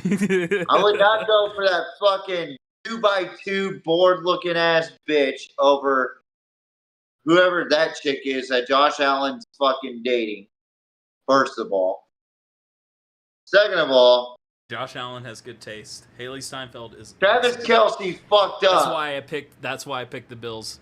Hey. Hey. So, do you know what Travis Kelce's ex looked like? What's that? She was a baddie, dude. She was better than this. Way better than that. I'm telling you right now. No, Haley Steinfeld is that girl. Look her up. Look her up. We're showing pictures of. That's fine. Come on. I know where my loyalty lies, man. No. Search her up, Travis Kelce's ex, and you'll find her. All right. Let's just do this real quick. I think you're trying to. I want people to know how. I want to see where our taste lies. Not better looking than Haley Steinfeld. What? Nope. Have you looked at her body? Yep. Come on, man. Yep. Not better. I'm looking at everything. Looks, body, everything. Not better looking than Haley Steinfeld. Josh Allen. Beautiful black. Josh Allen. You are one lucky Put her on the fucking screen mad. like a full body. Put her full body on the screen. Dude, people are gonna agree with me, man. Like, I don't know about that, dog. Travis Kelce fumbled the bag. That's all I'm gonna say. People are gonna agree with me. That's all I'm gonna say. All right. You gotta have two full bodies. You can't just compare faces. I know. You got. It's all about interest and fairness. It's like what Vince McMahon said. I know. Well, I was just saying, like. Also, I feel Did like. you just get what I said? No, I didn't actually. I tuned you out. I said we gotta have. I tuned you out as soon as you said Haley Steinfeld was not it. I didn't say she wasn't it. I would obviously date her. I said Taylor Swift wasn't it. No, I wouldn't just date Haley Steinfeld. I would marry Haley Steinfeld. That's okay. That's a little bit different. I'm talking about banging. Yeah, no. Haley Steinfeld. I talk about marriage. If that was the case, I'd marry fucking Reba McEntire or Kate Beckinsale. Yeah, I already showed him. Yeah, Haley Steinfeld. We all know it's better. So that's his biased opinion, not real opinion. But anyway, you know what's even better though? The fact that you picked. Let's review this pick. I picked Kansas City. Can you just clarify and say that you're just fucking joshing around? No, man, you went with dude. You went with Taylor Swift's team. That's all I'm saying. I went with Kansas City. I am on the side. I am on the side of Haley Steinfeld, and her loyalty lies with me, and my loyalty lies with her. You know, my loyalty is with Josh Allen. What is she off of? Huh? Many things. What is she off of? Many things. Bumblebee, like which was a god-awful movie. Arcane, which is a great show, by the way. If you haven't seen it, go watch it. It's an animation. You wouldn't know. You don't watch the cool stuff like I do. What do you mean? I watch Full Metal Alchemist. That's one anime. That's what. Okay, two. All right. Go watch Arcane, dude. Go watch Arcane. Also, let's see. Okay. She's in. I mean, actual shows and shit that people can watch. The biggest thing she was known from was Bumblebee. She's also a music producer, or she's also a musician. So she does a lot of that stuff. It's really cool people. I forgot when we talked about this. Yeah, we talked about it last week. I told you I was going to bring it up at some point, and right now is the point. Like, okay, you got people, trapped. You got cooked. I didn't fucking know who this was. You got cooked. He brought her you got cooked, man. That's all I gotta say. Hold up, because I gotta. I got fucking trapped. I did not expect this. You did. I thought that. Okay, for now on, here's what we're gonna do.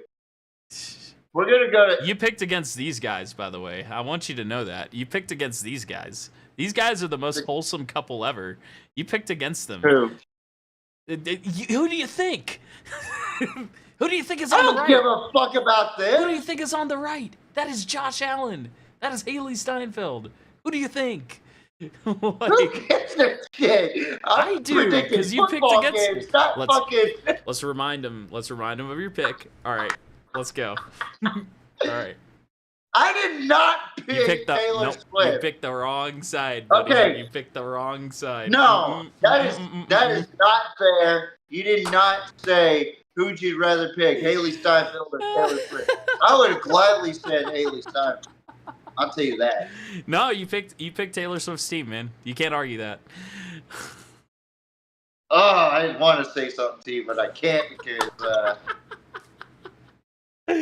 I'll get shadow banned by YouTube. But this was a little bit of revenge. No, honestly, I would never ever pick Taylor Swift for anything. Honestly, even if it's to go hiking, I would tell her to get fucked.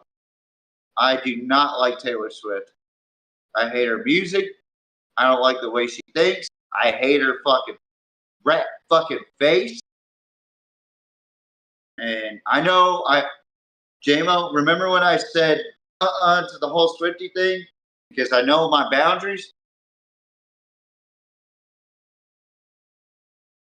All I'm saying Fuck is that Taylor Swift. All I'm saying is that you picked. She's a fucking little fucking board. Hey, I respect. I swear to God, she is so fucking dude flat. All I'm saying is y'all are both. I queens. didn't pick her. Y'all are both queens. That's all I'm saying. Just I prefer one over the other. You know. That's all I'm saying. TJ's over here calling one of you, you know, like all sorts of names, and I'm just saying y'all are both queens in my heart. But one I favor over the other. Don't be a simp. I apologize. Don't be a simp. Tell the real. She's hate awesome, Taylor dude. Swift. She's awesome. I hate Taylor Swift so much. I don't even know who the other. But I freaking. I don't even know. I don't even know who the other chick is. She is awesome. She's dope, and she's cool people too. Like I've seen her, like not in person, but like I've seen her like in YouTube videos and stuff. She's cool people. There's a reason Josh Allen's dating her. There's a reason. There's a reason. There's a reason. No, no, he won. He clearly won that fucking battle. Yes, he did. I'm just gonna say that right now. I'm just saying Travis Kelce fumbled the bag with that other chick. Like without fucking dresses or whatever. That bitch bad, dude. She is bad. Like, yeah, I would go for that. That's fine. Not better than. I'm not saying I wouldn't go for Haley Steinfeld. Huh? What?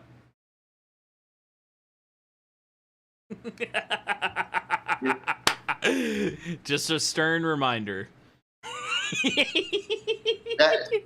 This translates to this, TJ. Just so you know. Not even close. Not even close, but yes, it does. Yes, it does. No, it doesn't. It's very close. So does she come up short? I mean, what purpose is behind that? I mean, did she come up short? Talking about football. Did she come up short like the Bills? Because the Bills always come up short.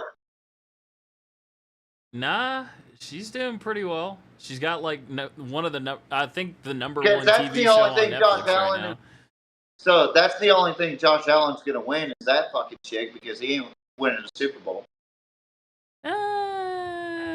Maybe. No, he won't, because he's part of the Bills. Bills will never win a Super Bowl. Bills will never win. Rewind at this moment when the Bills win the Super Bowl. And Haley Steinfeld. Yeah, in like fucking 50 years when I'm dead, you know. And Haley Steinfeld is gaining girlfriend of the year over Taylor Swift. Okay, I'll agree to that. I'll agree to that. That she will be girlfriend of the year, whatever. I didn't even know they had awards like that. They don't. I literally just made that up. They don't. I'm just joshing you. I know. I'm actually mad that you put fucking Taylor Swift as my prediction. What the fuck? Just a reminder.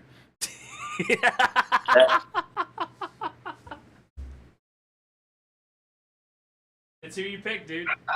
You picked the Chiefs. You picked wrong. I picked the side of Haley Steinfeld. That's all I'm saying. But you didn't pick. You picked the side of Taylor Swift. I didn't pick Taylor Swift. You picked for me. No, you picked the side of Taylor Swift. Taylor Swift's not going to be rooting for the Bills. She's going to be rooting for the Chiefs, dude. And Haley Steinfeld is going to be She's rooting for Travis. She don't give a fuck about the game.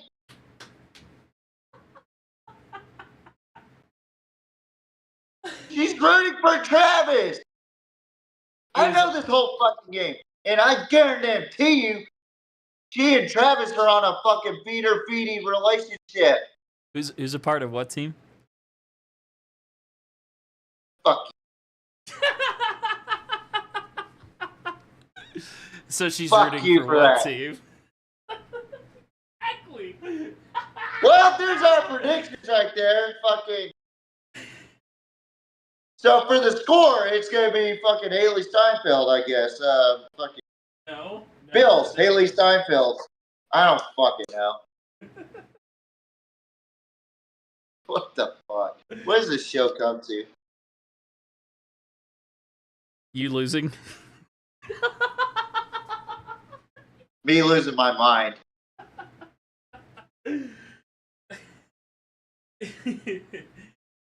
Just for that, I hope that the Chiefs lose. I hope the Chiefs lose, honestly, but I think they're gonna. I don't know. You can't transfer to Haley Steinfeld's side. We don't want you. I don't want y'all, fucking weirdos. I'm on the side of not giving about people's relationships and just predicting football games, but that's just me. Anywho, dude, sorry, folks, man. It has been real fun podcast prediction show. I can't even fucking think right now. I don't know what's happening. I just got bombarded with bullshit. Let us know what your predictions are and what you feel about our predictions. If you think I'm a fucking idiot, comment. TJ's a fucking idiot. Or if you think JMO's fantasy of marrying Haley Steinfeld's gone too far, type that in. If you're listening, Haley Steinfeld, that's not a joke. Wow, way to make yourself sound like a fucking creeper. Shut up, man. Hey, just a reminder, guys. No, don't do it no more. No, God.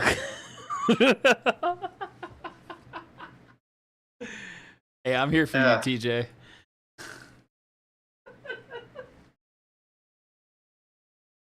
Picked the wrong side, buddy. It's alright.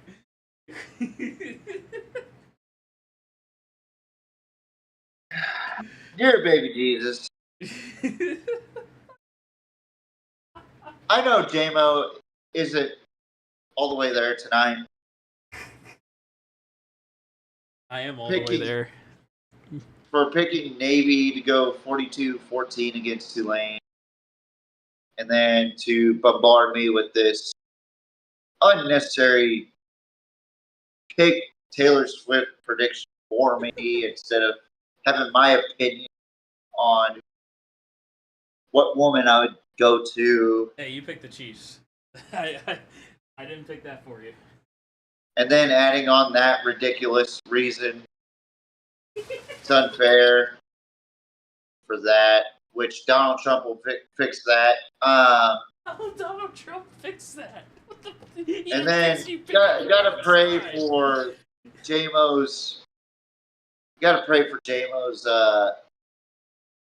fascination with Haley Steinfeld. I don't know what's going on there. I don't even know who that broad is. Honestly, Lord. I showed you who. She's a beautiful woman.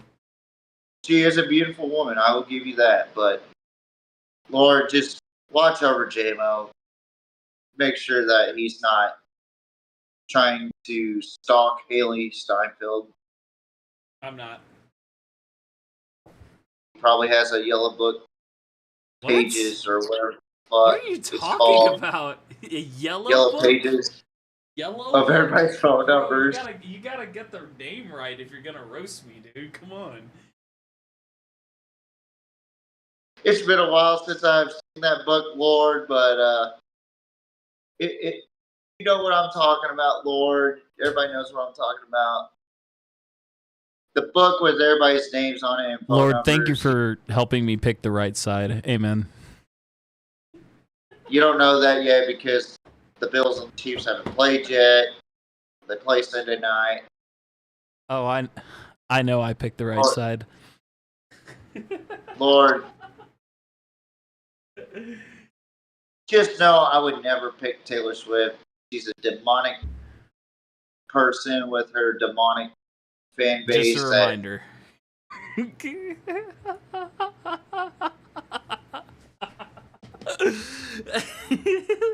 you, baby Jesus, for letting me breathe today. That's all he can say. No way. In your name, amen. That's when you know you've lost, dude. Oh my. What the fuck is this show come to? What? I don't know, man. A show where you pick Taylor Swift, I guess. All right, whatever. I didn't even Guys, pick her. You picked thank her you for so me. much. Thank you so much for stopping by. Appreciate you guys for watching the show. You know, where TJ prefers Taylor Swift's team over Haley Don't you team. fucking dare say that. That is I didn't fucking pick him, bullshit. man. I You know, didn't. Yeah, you had JMO, every right to pick the JMO, Bills. take that back, please. Take that shit back. Take that shit back. Oh my god. Please take that back, please. That shit is. A lot of Swifties are gonna be happy with you. I don't give a fuck. Play us Please out, take brother. that back. Play us out. Play us out, brother. Right. I would never, ever consider Taylor Swift. Ever. I think she's a fucking demonic fucking creature. But that's just me. We all know you love her. I don't. Also, sorry. And for the Swifties, they can go fuck themselves. I'd send them to fucking somewhere out in the fucking wilderness. And they have one fucking knife. And they have to fight each other for it. And last person that survives, guess what? I don't even know what you're saying right now, man. I'm gonna be honest with you. You got me to this level because you're making accusations that aren't true. By the way. This translates to this. That's all I'm saying. No, it doesn't. No, it doesn't. No, it doesn't. No, it doesn't. No, it doesn't. Alright, we're good. Just fucking cut it. No, man. no. I want you to take that back, honestly. I fucking hate Swifties. I hate Taylor Swift. I hate fucking looking at her stupid fucking rat face. She's fucking annoying. She's a fucking... Travis Kelce's more annoying, but she's fucking annoying just by looking at her. But... Wow, what a show. What a show. Can't believe you did that. I'm not happy about that. New producer soon? Really not happy about that. But anyway, thank you guys for tuning in. It's all love. It's all love, guys. Yeah, I know. It was just a funny prank. That's it. I know. Yeah, don't do it again. But anyways,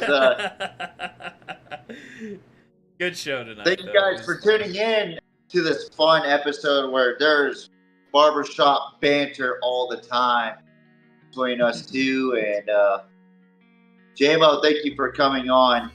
Yes, I know it's been a crazy fucking week for both of us. I've been busy. You've been busy. Yep.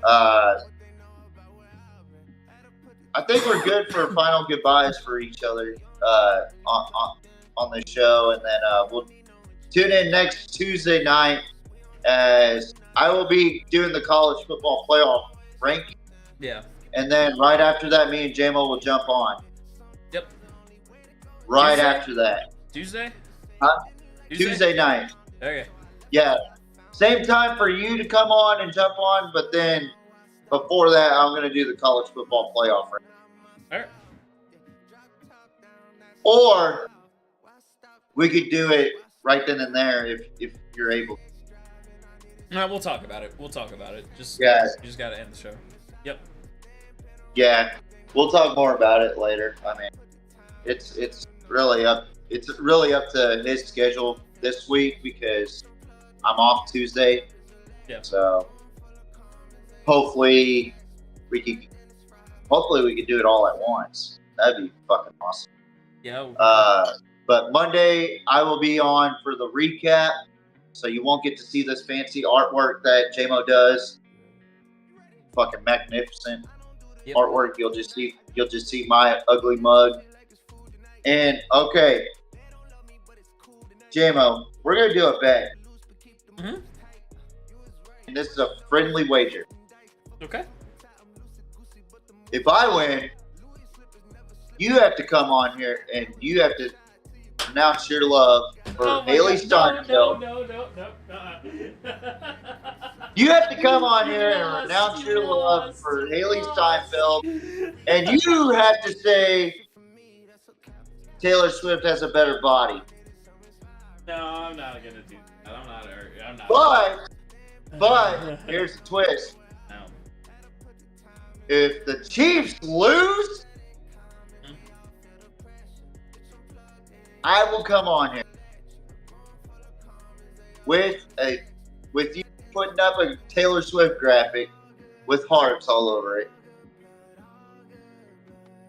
And I will, oh God, I already know I'm probably going to lose this bet. I will come on here and I will apologize to Swifties. Uh-huh. Apologize to Taylor Swift, and I will say that she's my homecoming. Apologize for what? You already picked her. No, it's not just picking her. It's what I said. Yeah. All right. But I will come on here. Mm-hmm. You will make a graphic if I lose. You'll make a graphic with hearts with Taylor Swift. And I will address my love for Taylor Swift. Fucking bet. So for you, you'd have to renounce your love for Haley Steinfeld and say that you actually love Taylor Swift and that TJ was right. I'll never renounce my love for Haley Steinfeld, but I will say I love Taylor Swift. No, you have to renounce it if he loses bet. If he loses bet. This is a damn good bet because I have a feeling I'm gonna lose this bet.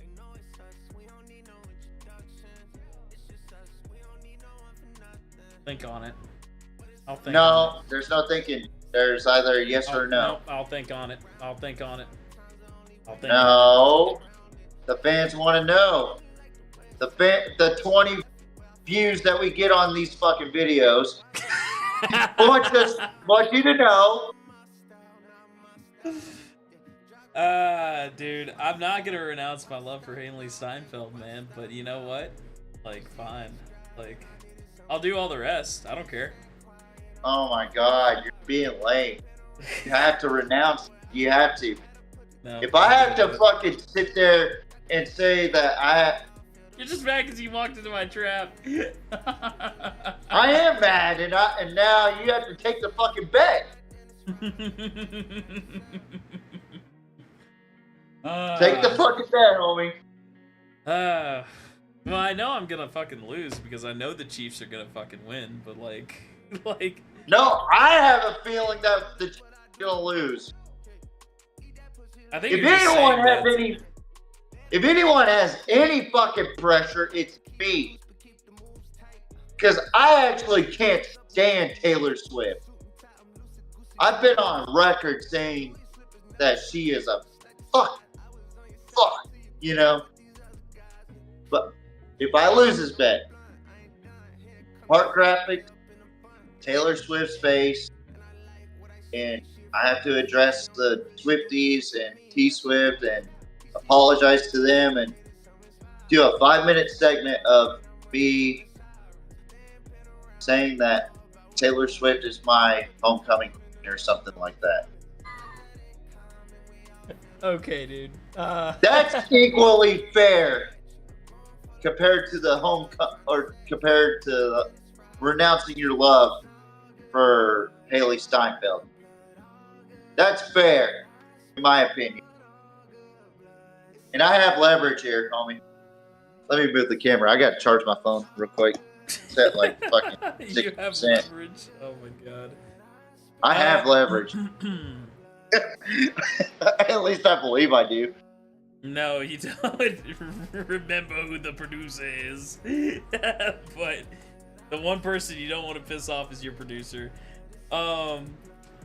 Okay, Bailey. I'll go as far as this. I'll go as far as this. I'll say I will say, Haley Steinfeld, I'm disappointed in you. I love Taylor Swift. Like, and I will say that. Okay, that's fair. That's fair. All right. Okay, that's fair. Yep. You'll go as far as to say that you're disappointed in her? Yes. Okay. Yep. I'll never renounce my That's if the Bills lose. If the Chiefs lose, then I have to address Swifties and T-Swift. Oh my God. That's gonna be way better. I'm gonna throw up. And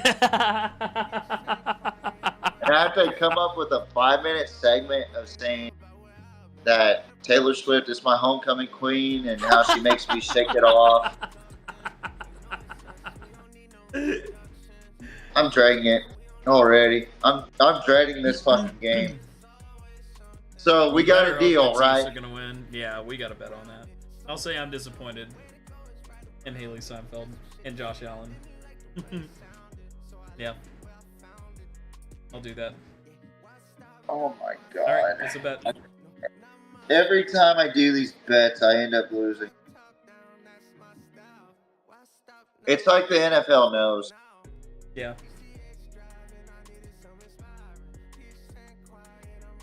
Your face is red, dude. You're so I'm cooked. nervous. You're so cooked. It's a bet, man. It's a bet. Hey, I can't wait to hear you next week. We gotta shake on it. Yeah, sure. Hang on, put your face cam up there. Hang on, put your face cam up. All right. Hold up. Well, I got the perfect. I got the perfect page for it. Are you ready? It's a. It's a deal, buddy. What do you say? It's a deal. Okay. Give me a sec. Give me a fucking sec here. What? It's just your pick, man. Look, see, this equates to this. Roger. All right. Deal. Stop saying that! Fuck! Okay. I hereby, TJ Riddell, make an agreement with Ian Jameson. Yeah. Just shake. No. You can't interrupt this. I hereby, TJ Riddell, agree with Ian Jameson on the deal or the bet on the Bills and the Chiefs. It's not legal, bro. Like, you can just. This is a legal procedure. This is a legal procedure. So bear with me. You're so corny. You're so corny. This is a corny bet, so this has to be corny. Anyway, I hereby, TJ Riddell, agree on a bet with Ian Jameson on the bet between the Kansas City Chiefs and the Buffalo Bills. Loser has to address a 5-minute segment about how if the Bills lose, Ian Jameson has to say how disappointed he is in Haley Steinfeld and how much he loves Taylor Swift. Meanwhile, I have to address the T-Swifts and Taylor Swift and apologize to them and have a 5-minute segment of me saying how much I love Taylor Swift and how much she's my homecoming queen and how much she makes me shake it off. Deal?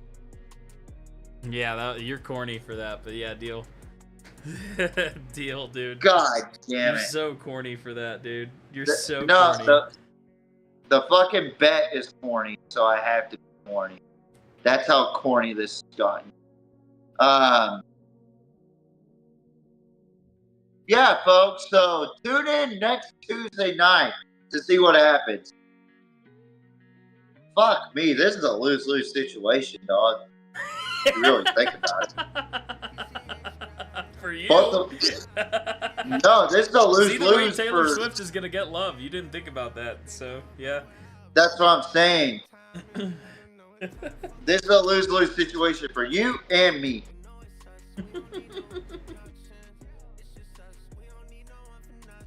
This is gonna hurt our views. That's all good. All right. All right, folks. Thank you for tuning in to this fucking. How do I even describe this episode? Ridiculous? Yeah, I guess so, man. Yeah, ridiculous episode of the Pigskin Mafia podcast. Good fun. Had a little bit to debate about. Had a little bit to laugh about. Even more, hopefully our predictions are right because we're about the same on all of them. But tune in next Monday as I give the recap and probably dread on if I lose the bet or if J-Mo loses the bet. To me, this is a lose-lose situation because we're giving love to T-Swift somehow. And then Tuesday night, we'll have the college football playoff ranking and then the actual prediction show.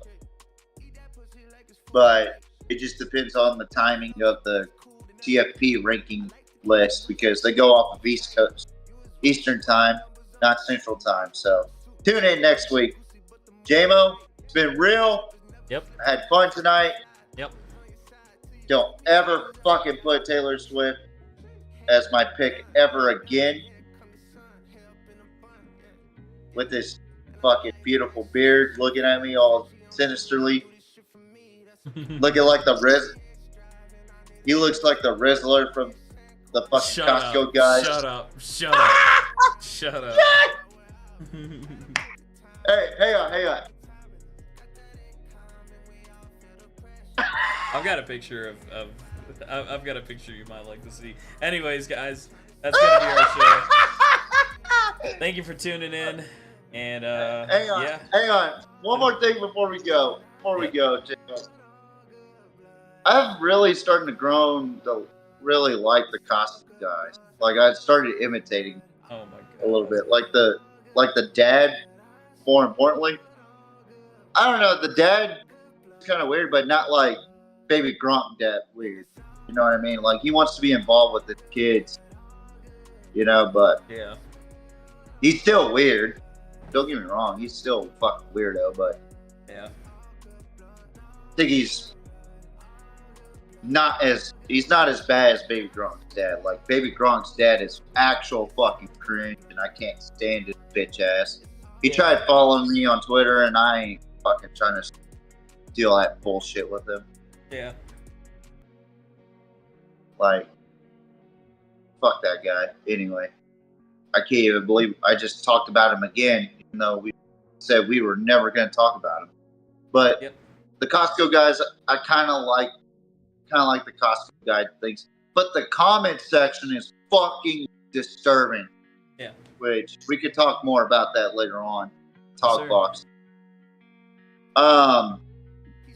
Anything else you got to add, like on a Nah. serious note? Nah, that's it, man. Okay, I'll probably be cool. streaming this weekend, but yeah. Alrighty. Yeah, tune in to JMO's fucking Twitch. He's been killing it on Destiny 2 and also tuning in as well as the talk boxes, which it'll be just me on the talk boxes where I give a recap and break news and all that bullshit for college and NFL. And then I even talk about Deebo Samuel. What the fuck was he wearing? Oh, yeah, I kind of wanted to get your take on that real quick. What was your thoughts on Deebo Samuel's attire going into the game this past weekend?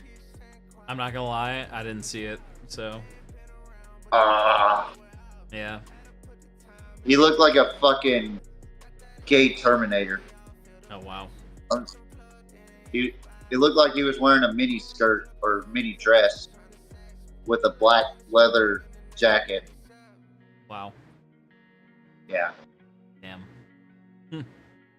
But anywho, thank you guys for watching. We are the PMP. Good night. Good night. Bang. Kill it.